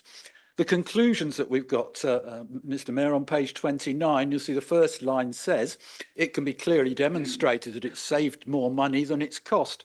But how can it be saying that when it's already told us that it hasn't got the data to do so? They say the question as to whether this has come at a wider cost to one or both councils is harder to answer, but on the basis of available information, this does not appear to be the case. So there's nothing solid there whatsoever, and the very best they can say is there, which isn't good. And if you go to the last paragraph on that page 29, it says, ultimately, it's impossible to state with certainty, as Councillor Austin quoted, that the overall position of GBC and WC is better or worse as a result of the collaboration, but there's no obvious evidence pointing to it being negative at this stage, given the overall cost base, blah, blah. There isn't enough information. So they've said there is insufficient information, and certainly, as Councillor Austin said, that it doesn't separate out the cost benefits for each council. So can we just avoid arguing about this? It's told us here factually they've got insufficient information to conclude anything. Most of it is filler, what we've seen there, even though it's thin. So can we please just quote those bits, and that'll do us for this evening, and we can move on. Thank you very much. Thank you, Councillor. I have Councillor Merriweather, followed by Councillor Murray.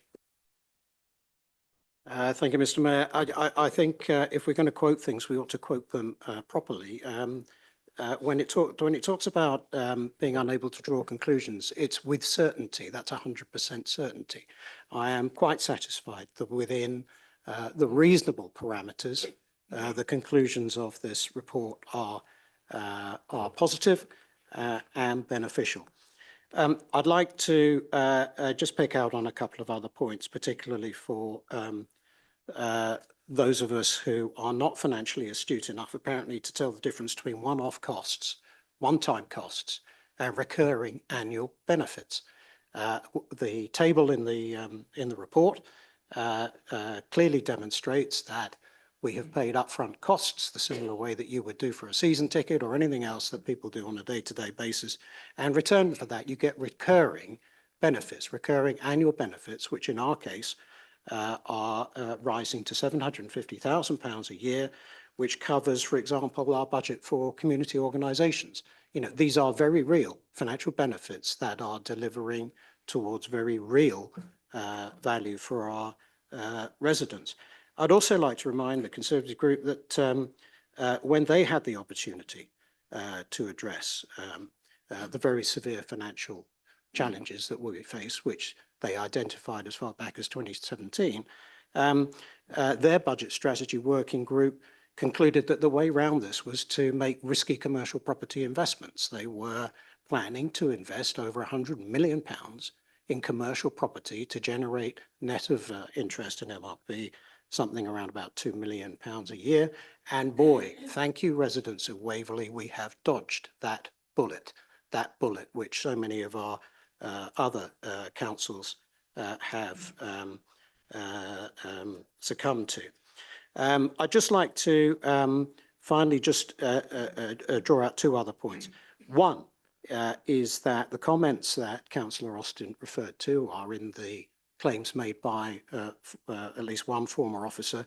There was nothing like that I ever heard, directly or indirectly, from the officers concerned. No reservations whatsoever about the collaboration when it was actually underway. Quite the opposite, very gung-ho, and writing the strategy that they were very, very keen to implement. Finally, I'd like to talk about two other areas of the report that I really think we should focus on. One is the non-financial benefits. There's a whole page dedicated to non-financial benefits that goes straight through to our residents. And finally, something that I don't think has got the attention that it deserves is the very important analysis towards the end of the report with evidence of sector-wide recruitment and retention difficulties. You know, we are living in a time not only where we're under immense financial pressure, but the supply market, the market for skilled, qualified officers that we need to deliver our services is horrible, absolutely horrible. And I do think that we should take that into account as well. Thank you. I'll leave it there. Thank you, Councillor. I have Councillor Murray, followed by Councillor Goodrich. Thank you, Mr. Mayor. Reading the report, it's fairly clear that there are positives in the collaboration with Guildford, but in my opinion, there have been casualties created by poor due diligence, proper planning, execution, and leadership. Also, by the lack of political consensus and cooperation. However, the conclusions and recommendations have already been overtaken by events. The reorganisation of local government and the creation of unitary authorities is inevitable. Whether it happens slowly or quickly, Waverley and Guildford are likely to be merged into a unity authority, potentially alongside one or more other councils. Now, since becoming a councillor in 2023, several of my colleagues have accused me of being politically naive. But I would describe myself as an idealist. It seems that the Labour government policy is being supported by both the Liberal Democrats and the Conservatives. Does this mean that peace and harmony will continue after this evening and prevail on this issue, and that all members of the chamber can work together across the political divide? I sincerely hope so, because without a genuine spirit of collaboration, if that's the word, and political consensus, we risk repeating the same mistakes we made when we first entered into collaboration with Guildford. So, Mr. Mayor, am I politically naive to hope for this? Or too idealistic? I don't think so. I prefer to say I'm an optimistic. And I'm optimistic that members will recognise this as an important historic moment for Waverley Borough Council. And it is vital that we work together for the future of our employees, our suppliers, and most importantly, our residents, who will be watching our actions very closely. Thank you, Mr. Mayor. Thank you. I have Councillor Goodrich, followed by Councillor Clark. Thank you, Mr. Mayor.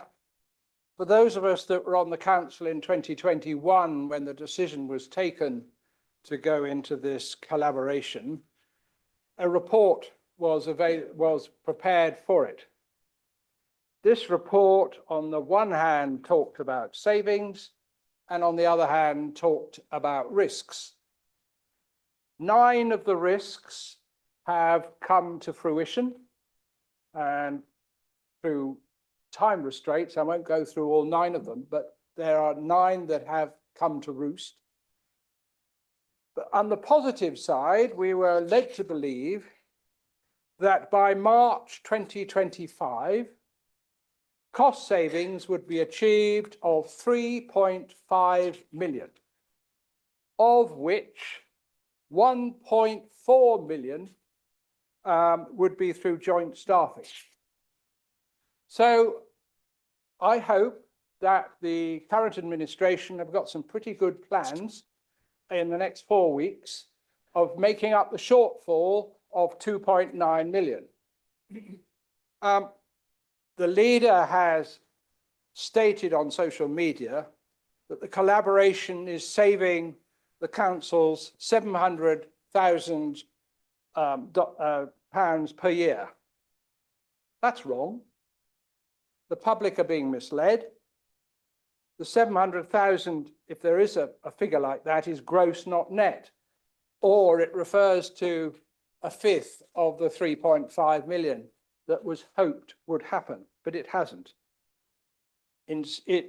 We haven't yet started to meaningfully share services to produce savings, despite the time that has elapsed since. Instead, we're being asked to share costs of reports, barristers' fees, and so on, for either problems in Guildford, which 109,000 plus a lot more. And this has nothing to do with shared services. And I don't see, therefore, why Waverley should be paying any of it. This collaboration has become a white elephant. Don't accept that the savings are as high as 600, but I will take it as read for the moment. But when one sees the dramatically higher salary bill that we have on this council, one does wonder, with agency staff and advertising and getting new staff and so on. I asked the former Chief Executive, Tom Horwood, about the level of service we'd get. And he said the collaboration would mean officers would be less available. How right he was. I first joined this council in 1987. And since then, I've never had so many complaints from residents about the service they're getting from this council. Also, as councillors, they're very difficult, as councillors, so difficult to get hold of officers. Particularly if you come into this building, it's like the Marie Celeste. But also, the service that councillors are getting has gone down too. I have received no papers in my post for a month.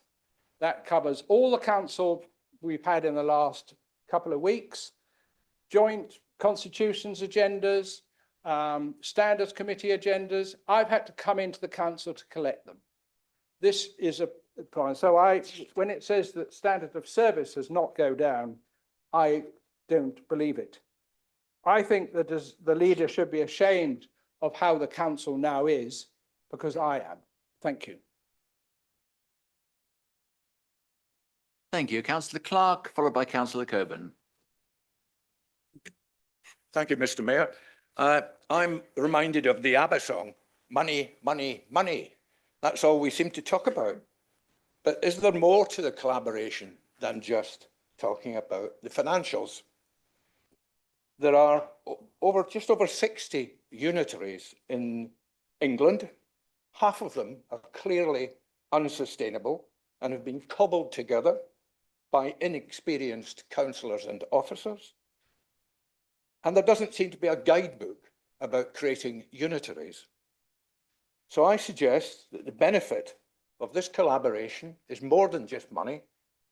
It's far more. It's more about having experienced officers and councillors who are now one step ahead. Thank you. Councillor Coburn.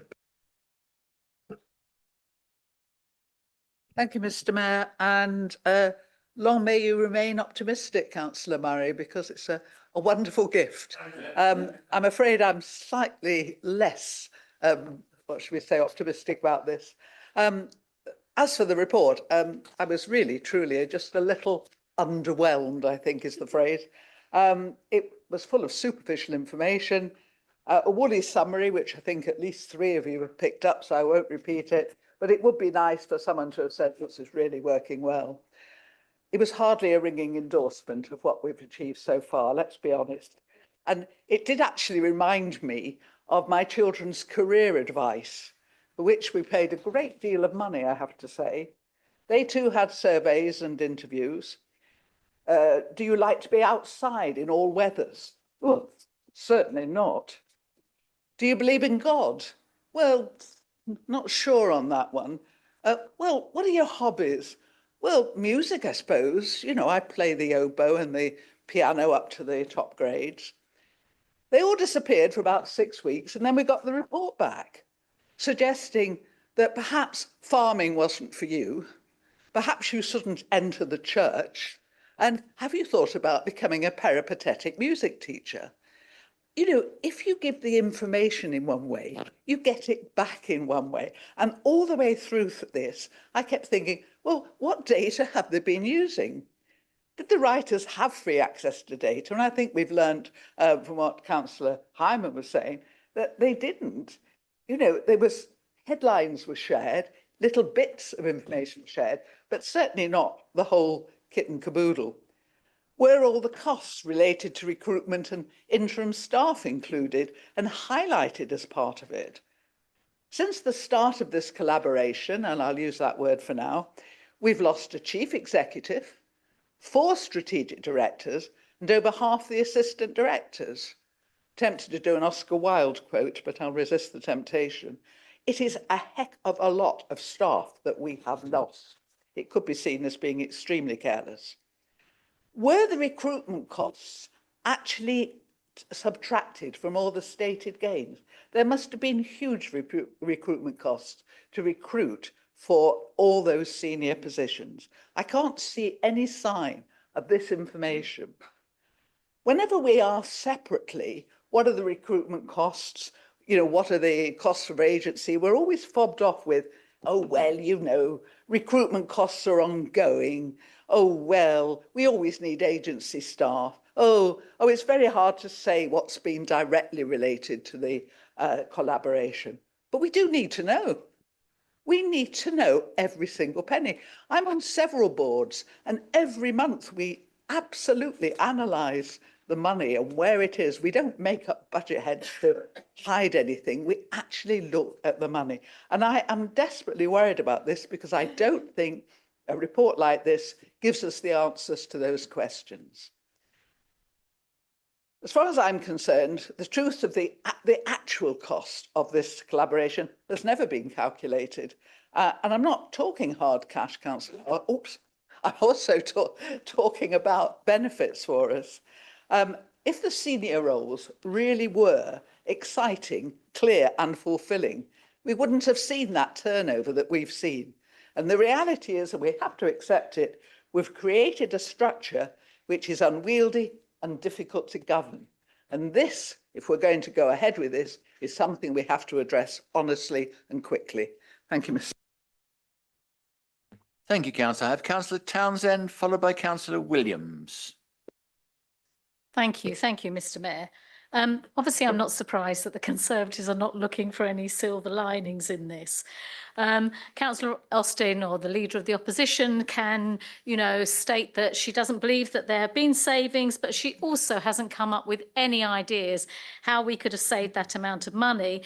And the amount of money we have saved is the entire budget for our that we offer in our Thriving Communities Fund for community organisations. And we wouldn't have been able to fund them and even grow that budget. Those organisations find it very hard to get funding. They have suffered from years of austerity, and they rely on funding now from councils rather than other bodies, as was before. Councillor Austin knows all about the process and the different savings. She's on the Joint Governance Committee. You know, she knows, she's been in the background. She knows exactly what's going on. So this report would be no surprise to her whatsoever. She knew exactly what the content would be. And, you know, on the other side of things, in Surrey, we have been looking for some time. The previous government was pushing for devolution. And as has been said here, nobody is going, you know, is voting against that. We know that local government is in huge crisis. It's in a funding crisis. And the only way that things are going to be resolved if things changed. But, you know, the Surrey Conservatives were pushing for a single unitary. I don't remember them giving us a raft of cost savings and what the costs were going to be in that particular exercise. And now we're facing being forced into unitaries, whatever shape that will be. But at this stage, we don't know what the cost savings will be. But we do know from councils across the country that collaborations do save money and they also help to improve services. And that's not just here, that's a general acknowledged fact. And also, you know, you talk about bankruptcy as if Guildford was an exception. My goodness, 1 in 4 councils last year were threatened with bankruptcy because, as we know, the funding for councils is not adequate for them to provide the services they need. Before we entered the collaboration, I remember sitting in this chamber and Tom Horwood totally saying that this was the way to go, that collaboration was the only way forward for councils. He'd been involved in a collaboration before and he had experience of that and he knew what the pros and cons were of that. And my experience is very different to Councillor Goodridge, and maybe you would say that would be the case. But equally, I'm not getting more complaints from residents about services at all. I am getting complaints. My highest complaints at the moment is about special educational needs, which isn't covered by this council at all. That is what is bunging up my inbox at the moment. And as always, roads. And that won't surprise anybody. And you know, and I acknowledge the turnover of staff, absolutely, Councillor Coburn, but we have gained an absolutely brilliant team as well. And whilst you might say that it's difficult to manage, well, we've got a great joint chief executive in Pedro, and he's bringing new life into both of our councils, establishing a great new team. And I would like to thank them for all their hard work and for putting up sometimes with criticism of the process that they are having to manage and that they are doing really well. And I think it is important that we acknowledge that and we thank them and recognise the good team that we have got surrounding us at the moment. Thank you, Mr. Mayor. I have Councillor Williams. Thank you, Mr. Mayor. It's interesting that actually what we are debating here is an independent review. And when I listen to the words of Councillor Coburn, Councillor Goodridge, I'm just thinking that, you know, the mantra seems to be, don't let facts, don't let evidence get in the way. You know, when it's an independent review that talks about clearly demonstrated benefits, no deterioration in performance, further collaborative opportunities, actually, we are talking here about benefits of collaboration. And as Councillor Townsend has pointed out, what was the alternative in 2021 and what is the alternative now? You know, what is the alternative in the context of local government that has been over years and years and years starved of funds to carry out its key functions?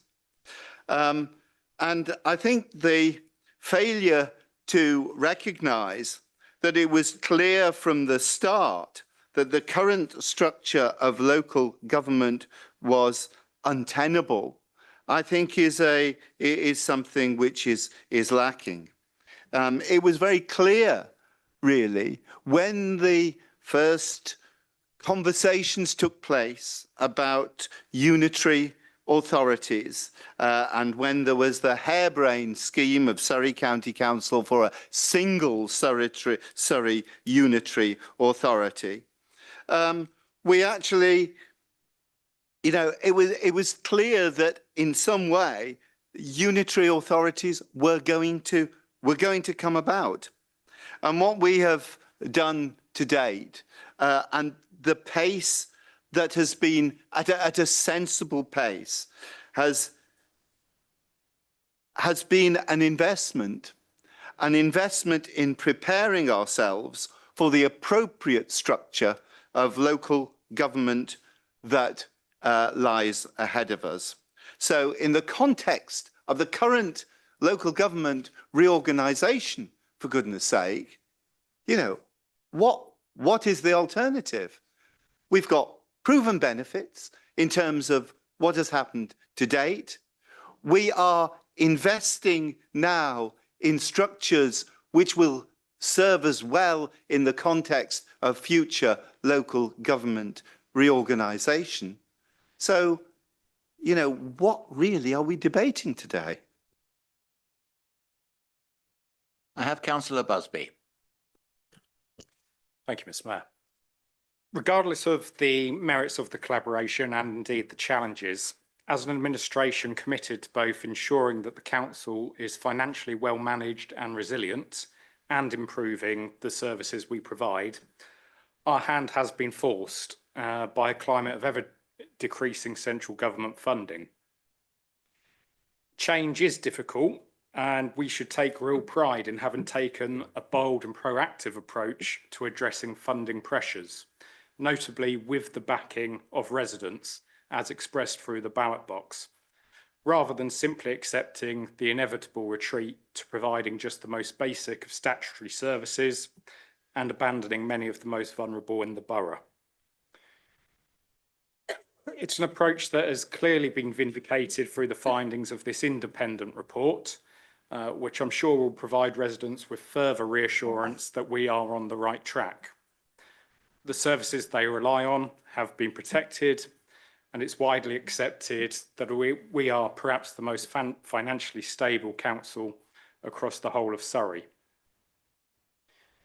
The opposition can try to belittle the £600,000 worth of savings already achieved to date as much as they like, but residents know who is on their side and working day in, day out to reduce our costs and improve the services we provide to the people who live, work and run businesses in the borough. However, in the spirit of collaboration, I'd love to hear how they would have achieved such a level of recurring annual savings, or indeed what services they would have cut instead. Thank you. I have Councillor Crowe. Thank you very much. I'll try not to have a coughing fit. I'm extremely pleased that this independent review of the collaboration has found that it is of benefit to both councils and indeed is urging us to go further. And I just want to echo the point made by Councillor Peter Clark and Steve Williams, in that it's put us in an extremely good position given what we now know is coming down the line. And we know something's coming down the line. We just don't know exactly what form it's going to take. But I do think that we are a step ahead, in fact, probably several steps ahead due to this preparatory work. Thank you. Thank you. I see no more hands. So Councillor Fairclough, do you wish to exercise your right as seconder to speak? Thank you, Mr. Mayor, I do. Councillor Hyman is quite correct to remind us that we are here to note the report. So I ask this council to note the opening line on page 3. Benefits of the collaboration to date. It can be clearly demonstrated that the creation of the joint leadership team in 2022 has saved Guildford Borough Council and Waverley Borough Council more money than it cost, and that this net benefit will continue to grow. To emphasise the point, they actually repeat it on page 13. The fact that the collaboration with Guildford Borough Council is now recognised to have saved more money than it cost should be celebrated, particularly since, as the report goes on to confirm, these reductions in costs have been achieved with, and here is a direct quote, no deterioration in performance. As a direct result of the collaboration, this council has been able to spend an extra £100,000 per year, a figure I don't consider insignificant, delivering extra vital services to Waverley residents. However, focusing purely on the price of everything, whilst critical, is not the be-all and end-all of the benefits of the collaboration. It has offered this council and the residents of Waverley a considerable number of added value benefits. Shared knowledge continues to help this council to improve its systems, procedures, and most importantly, the services we deliver to our residents. And yes, we have gained this knowledge from both the positive and negative lessons learned. Upon investigation of the failings of some of Guildford's systems and procedures, we quite correctly compared them with our own. Thankfully, ours were sufficiently robust. However, as a well-managed council, we are committed to continuous improvement, and as a result, we have taken the lessons learned from Guildford to add further value to everything we do for our residents. The report concludes by noting that the collaboration has provided a platform to pursue a range of further opportunities. Perhaps more importantly, as Councillor Clark has already observed, it puts us one step ahead of unitarisation, which everyone in this chamber recognises is coming towards us whether we like it or not. Thank you, Mr. Mayor. Leader, would you like to sum up? Thank you, Mr. Mayor. I'll try and cover all the points that have been raised. So costs, including the exit costs, are included in the calculations. The 600k is net, not gross, and the report is really clear about that. It also states £1.52 savings for every pound of costs. And of course, that's mostly one-offs, and so that figure will only improve. It's just directly from the report. I think our senior officers had good reason to apply for the roles. They'll tell you so themselves if you take the opportunity to speak to them. And I'm sure in particular, the Joint Chief Executive can regale you at length as to his own reasons. Sorry, Pedro. As I think many of you here will concede, whatever you think of me politically, I am in this building a lot. And I talk to our officers when they're here, but I also talk to them when they're online, when they're out in workplaces that don't require them to be in this building, and indeed all the other places that they're doing the job working for our residents. And just to reiterate something I've said many times before, and also so some of our newer officers can hear this from me officially, that the outputs have always mattered to me more than where someone physically is doing their job. And to be quite honest, as I've said before, and most of you know who've worked in the private sector, try and take away some level of flexible working from the offer. See how many people you get apply for the jobs nowadays. Councillor Goodridge, you were on the council in 2021, and I will put to you again the question that I put to you and your colleagues then. Find me the equivalent of the savings so far, or tell me what you would have cut. Because my guess is that you would have started with things like the £400,000 of the Thriving Communities budget. But more importantly, none of you have ever suggested any constructive alternatives whatsoever. The impact upon residents simply never factors into your comments whatsoever. Now, I repeat Councillor Merriweather's point on this in this regard, recurring annual savings versus one-off costs. Now, I am not an accountant by any stretch of the imagination, but being on this council for the best part of 8 years at this point, I have certainly grasped that fairly fundamental concept of finance. Many of you here claim to be very experienced in this subject. This is a basic. Councillor Austin, as you know, KPIs are managed per council, so it's entirely valid and reasonable to look at where they've materially changed here as opposed to looking at some kind of aggregation that doesn't exist. Councillor Goodridge, I absolutely must comment on this. I hope you will agree that a fully nationalised post service may serve you better, but I also hope you admit that that doesn't sit with me.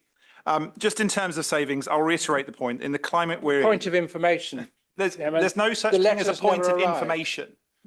Right, can we just let me speak, please? No, if he wishes to raise a point of information, as you well know, it is my option to allow him to speak. Not on any of the things I've said. Let him speak. Councillor, you may speak. Yeah, it's suggested that the post office let me down and I didn't receive the papers. I still haven't had them. They were not posted. Thank you for that information. Leader, please continue. Actually, I think you can only conclude that you haven't received them, not that they weren't posted, but let's not move off that rather niche subject of your postal service. So moving then further on, there are ample non-financial benefits, and we are likely to be presenting one of the most positive budgets that you will see for a borough district council in the entire UK in a few weeks. We are, as I think has been said, one of the most financially stable councils in the UK at this point, I think is pretty clear. It seems to be that whatever comes next, we need to be ready for that. And to be clear, we have a great involvement and understanding about what comes next. And unless the Leader of the Opposition can somehow move Waverley to a different part of the county or a different county entirely, we will be working with Guildford in some way. And at every level, you seem to want to rush into this wider collaboration, despite clearly how complicated it is to do on even the local level like Guildford Waverley. You seem to want to rush into then the more serious issues with things like children's services and 11 districts and boroughs and so on. So I hope you will acknowledge the complexity, and I hope all of you acknowledge, hopefully, that the experience that the Guildford and Waverley collaboration will bring into that debate. I too hope you will acknowledge that my experience in this is now relatively considerable, and I also bring with it being leader of a town and parish council to this particular mix. Now, I'll just finish because I think my time's overgone. Councillor Murray, let me just comment that the national government have set a policy on reorganisation, that most Liberal Democrats accept that as needed and potentially beneficial. What we don't agree with is this rushed process. I mean, it is too rushed, and it's like no unitary has been created in less than 2 years almost anywhere. And there we go. Could we wind you up, apologies, please? I was interrupted and not sure my time had stopped, actually. Okay, just for the benefit of councillors and those who will be winging their way through the Constitution, I have been reminded that you are allowed to make a point of personal explanation rather than information. I apologise for my knowledge of the old Constitution rather than the new, but I think that was a reasonable point of personal explanation, so we will go with it. Right, we now proceed to the vote.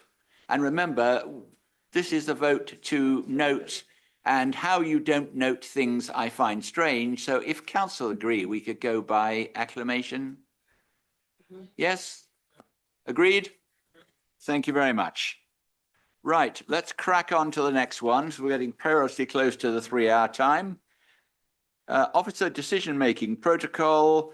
And I believe Councillor MacLeod is going to introduce this. Thank you, Mr. Mayor. So here we are again tinkering with the Waverley Constitution as Councillor. Can I just make sure you have a seconder? I do Please, have second. a seconder, yes. Go ahead. Thank you, Mr. Mayor.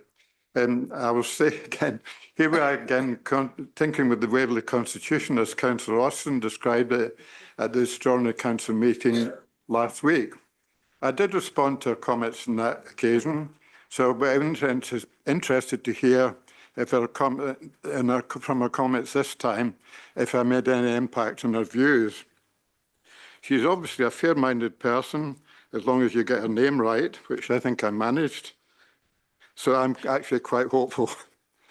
However, I will take this opportunity to remind members of the importance of the joint constitutional review work they were undertaking. It's firstly important to the two councils individually, as both of these councils have outdated constitutions which are no longer fit for purpose. Both of these councils are going to exist at least for two more years, so it's still important to get the constitutions right. Also, it's obviously important to the collaboration between the two councils to make this collaboration work well. And finally, it's important to the setting up of whichever unity council both Waverley and Guildford form part of, because they'll obviously be in the same unitary, whatever the arrangement is. Turning now to the officer decision-making protocol, as always, this was fully reviewed and discussed by the Joint Constitutional Review Group, and the recommendation comes with the full support of the Waverley Standards and General Purposes Committee. So I do now propose that the Council adopts this recommendation into its constitution. I believe I do have a seconder, as said before. Thank you. Councillor Rubini, do you wish to speak now or reserve your position? No, I reserve, thank you. Councillors, does anyone wish to address this? Was that you? Yes. At the back there. Councillor. Thank you. Is it Mr. Mayor there at the front there? I'm sorry, I hadn't seen this. It's only, I've just been told it's come out today or something like this. I mean, should we be adopting this in this way? Has it been through the system? Can you just assure me that it's been through standards and whatever? Because I didn't. I think he said it had been through standards. Shall we just either address the motion or not? Yeah, okay. Well, I hadn't seen it. I apologise, so I'll abstain on this one. Thanks. Anyone else wish to speak? Rubini? Yeah, nothing to add. Councillor Follows? Sorry, Councillor MacLeod? Nothing to add, Mr. Mayor.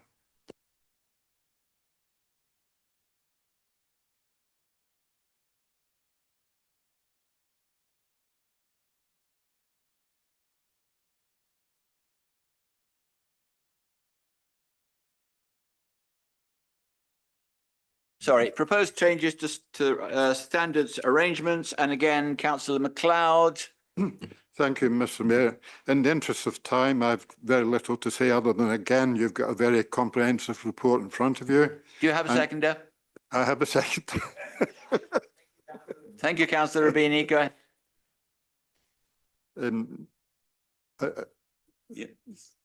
Thank you, Councillor Rubini, for being a seconder. Councillor MacLeod, go ahead. I've got nothing else to add other than I recommend the acceptance of these recommendations to the council. Any councillor wish to speak before Councillor Rubini either exercises or not his right? Councillor Rubini. No, I've nothing to add, thank you. I guess you don't want to sum up particularly, Councillor? I don't think I should, Mr. Mayor.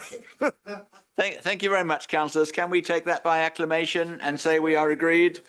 Thank you very much.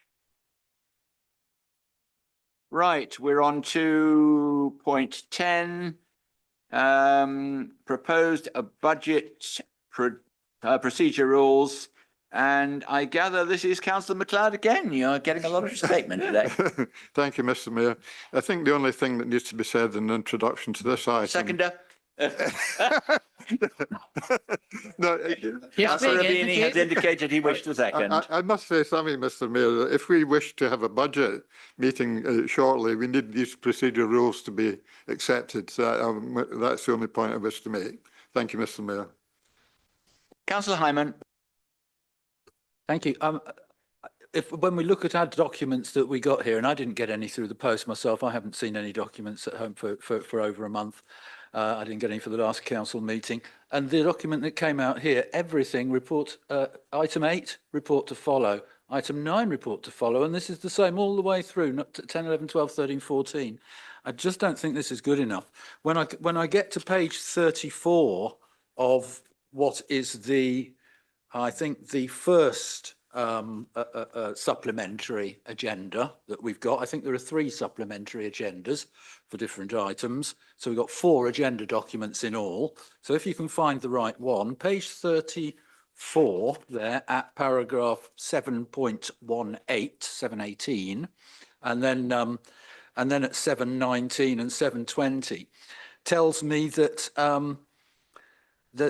each speaker, other than those with the right to reply, has a maximum of 5 minutes, except for 10 minutes where amendments to the executive's proposed budgets have been proposed and seconded. And so for every amendment and everything that's being done, and if we might have 3 or 4 amendments and 50 people, each having 10 minutes, I mean, surely this isn't what we've got already. This must have been inherited from Guildford because they have longer times to speak or something. Is that the case? Or it just looks to me, reading through that, the way that it's written, and forgive me if I'm wrong, that we'd never actually end a budget meeting. If that's the case, I mean, is this how many lots of 10 minutes do people get? And with 50 councillors, how long could it take? Leader, would you like to fulfil the vacuum? I shall certainly try. So any meeting of council that takes place, considering that theoretically an unlimited number of amendments could be placed, with therefore somebody speaking on it for 4 minutes and then somebody seconding it and there being a debate and going around that cycle, could in theory therefore be an infinite session of council at any point. It's obviously not, because we ourselves can only tolerate so much, as the last half an hour of this session is proving. So I think the point is, this is trying to bring a structure that is widely accepted as best practice in other councils in general. This, just to be clear, is not something that we inherited because we haven't looked at the detail from Guildford or something like that. This has been through the standards group. It's been through the joint constitutions group. It's really just to bring some structure, make sure that there is a proper amendment process for the legitimate opposition of the council to bring forward amendments and for that to be governed well. It just makes sense. I mean, obviously, it could go on forever if everybody kept doing things. But I would also add that there is a procedure for how amendments are actually brought to council in the budget procedural rules, which actually means probably, technically speaking, budget is likely to last less than any other meetings, bearing in mind all other meetings are open and therefore infinite theoretically. So I think this just makes sense, and I'd like to move it to a vote if people are up for that. Do I see any more hands? Councillor Rabini, are you going to break with tradition and have a little chat to us? No, I'm sorry. I think I'll just remain silent. Thank you. Sorry, Mr. Mayor. Councillor MacLeod, do you wish to sum up? Only to say this was fully discussed at all the meetings the leader referred to, and it was agreed that this was the right way forward. So we have increased from 4 minutes to 10 minutes. Is that the answer? We have increased to 10 minutes speaking for budget meetings. I don't think he was quite clear on what you said. Would you like to clarify, Leader? I think we're acknowledging that 4 minutes is not necessarily enough time for a leader of opposition or indeed anybody else to present a budget amendment. Bearing in mind the complexity of such amendments to the entire, say, general fund, we broadly concluded at the Constitutions Review Group that 4 minutes for such a thing was probably not enough. And I have to say I agree with that. Being a leader of opposition in a different hat and about to propose budget amendments at the county council, there's no way I could do that in 4 minutes. And I think it's unreasonable to suggest somebody here should do it too. So it's a governed, structured process, Councillor Hyman. It's not. I don't think we need to take this to absurdities just because it's theoretically possible. That's clearly not intended and would not be allowed by the mayor or officers. Thank you. Can we take this now by acclamation? Councillors, is that agreed? Thank you very much. Let's crack over. 11, sorry, approval of annual pay policy. And I believe, the Leader, you're picking up this one, are you? Yes, indeed, in my capacity as portfolio holder for HR. This is the annual update to the pay policy. Most of you will have seen this a few dozen times or more. Can I just check that you have a seconder champing at your heel? Happy to second. Thank you. Go ahead. I hope this is fairly straightforward in the papers. Happy to take any questions, of course, but this is predominantly the annual update to the pay policy as required.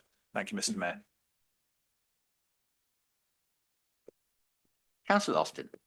Thank you. I'm afraid I am going to have a bit of a whinge. We only got this a couple of days ago, and we did get I did get an apology from the monitoring officer, a long apology, and I'm grateful for that. But it still doesn't change the fact that I have literally run out of hours of the day in the last week with the meeting last week, getting all these papers late, preparing for this, having a job, 4 children. And I'm sorry, the intention of the Constitution is that we have 7 clear days to consider things. People in the last few weeks have not received papers. Many people have. I have not been able to give this and other motions the time that they should have had, and I'm not confident that I have completely honestly got on top of this, if I'm honest with you, and I don't want to be in that position. I'm told hopefully that is all change, but I'm sorry, I must say on behalf of a lot of councillors that this is really not a comfortable position for me to be in, or for many of us.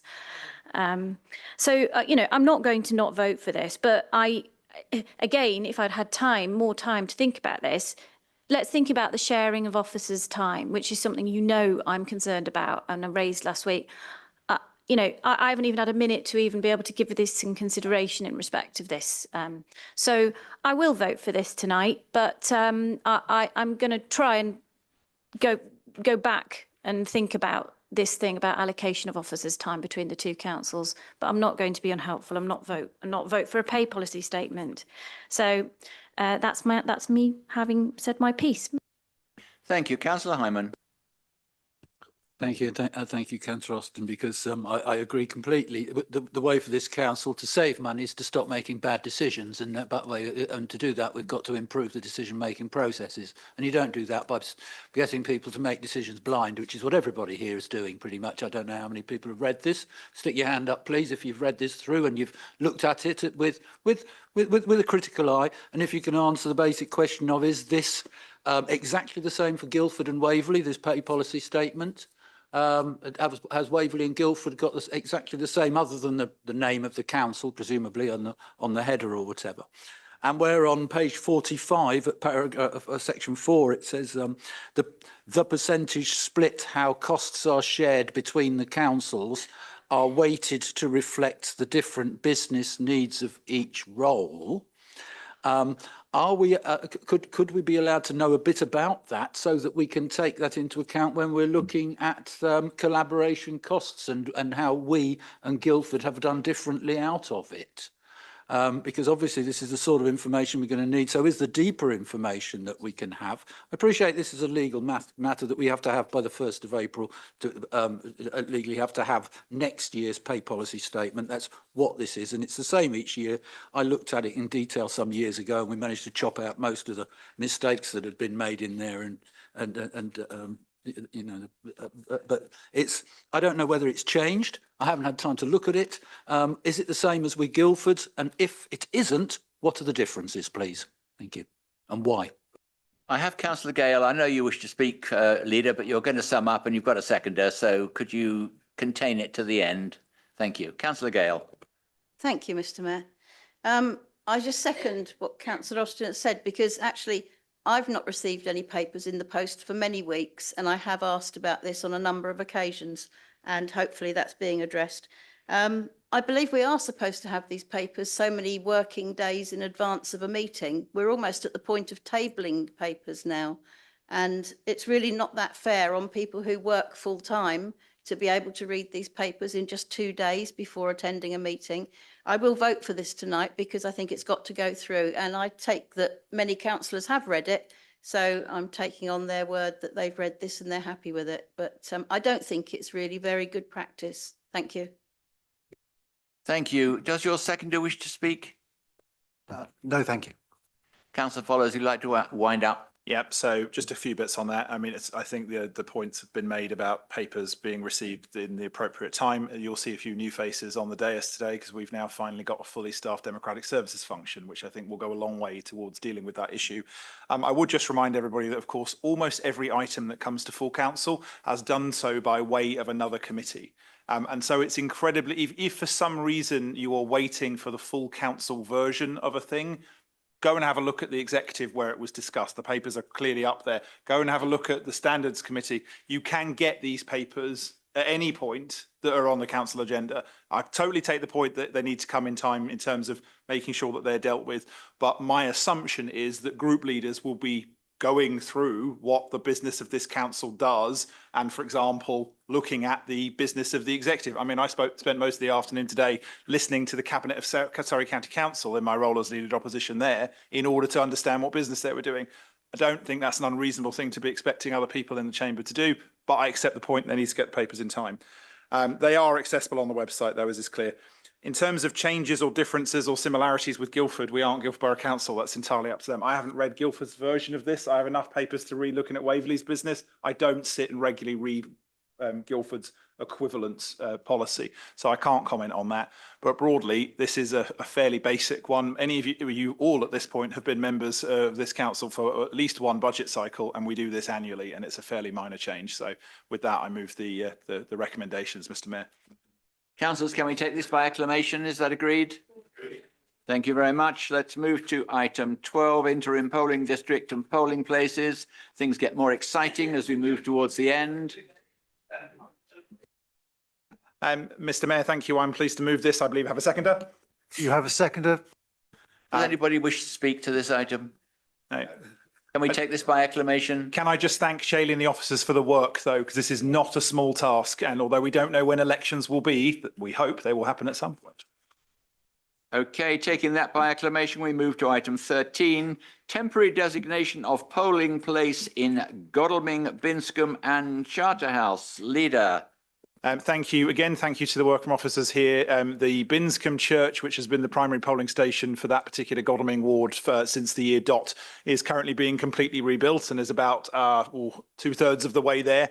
It will be out of action for some time. The Waverley Family Centre has been used for the last 2 elections, Police and Crime Commissioner and the General, as well as a by-election. It's functioned perfectly fine. We just needed to make some arrangements around some of the users, but broadly it's an acceptable compromise for now. Councillor Fairclough, I understand you're seconding. Do you wish to speak now or reserve? Oh, I don't wish to speak on this matter at all, Mr. Mayor. Does any councillor wish to speak? Can we take this by acclamation? Thank you very much.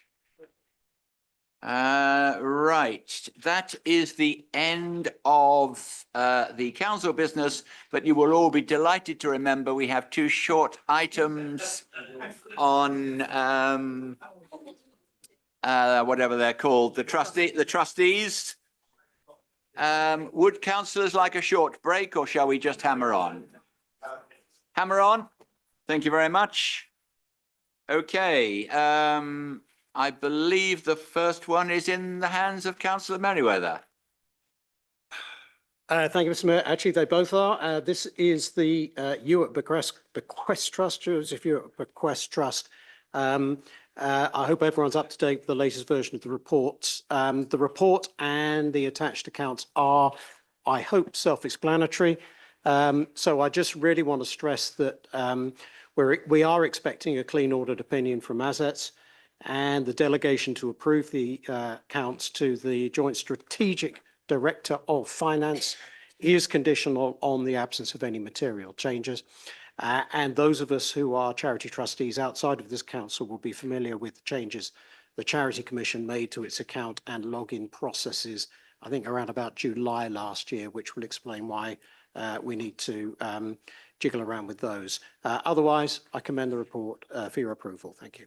Okay, we'll do things slightly backwards here. I assume there are there are a few more absentees actually, which I'm sure have been noted as they left the chamber. Minutes of the last meeting, councillors, are we happy to accept them? Thank you very much. Declarations of interest, I don't think there are any, but let's crack on with them. Okay, does your seconder wish to speak? Does anybody else wish to speak? Can I put it to council that we accept them? Is that agreed? Thank you very much. Councillor Merriweather, on to the next one. Do you want to do minutes and apologies, Mr. Mayor? You're quite right. Let's do this one in the right order. Apologies. I assume we are picking them up from the dais as they fall from their perches and leave the chamber. Declaration of interest, any? Thank you. Minutes of the last meeting, everybody happy? Right, Councillor Merriweather, I assume you have a seconder. Thank you very much. The floor is yours for what I hope will be less than 10 minutes, or I'll have to start putting motions to carry on. I just want to say ditto to what I just said a few minutes ago, with just one other clarification, which is that the supplementary budget request for the tree maintenance is for this year, 24-25, which is why it's being presented separately from next year's 25-26 budget. Otherwise, ditto everything I just said. Thank you. I assume we'll have a few speakers on this one. Does your seconder wish to regale us further, or has he finally run out of steam? Councillors, shall we have a recorded vote? Can I put that to you for acclamation? Thank you very much. That is the end of proceedings.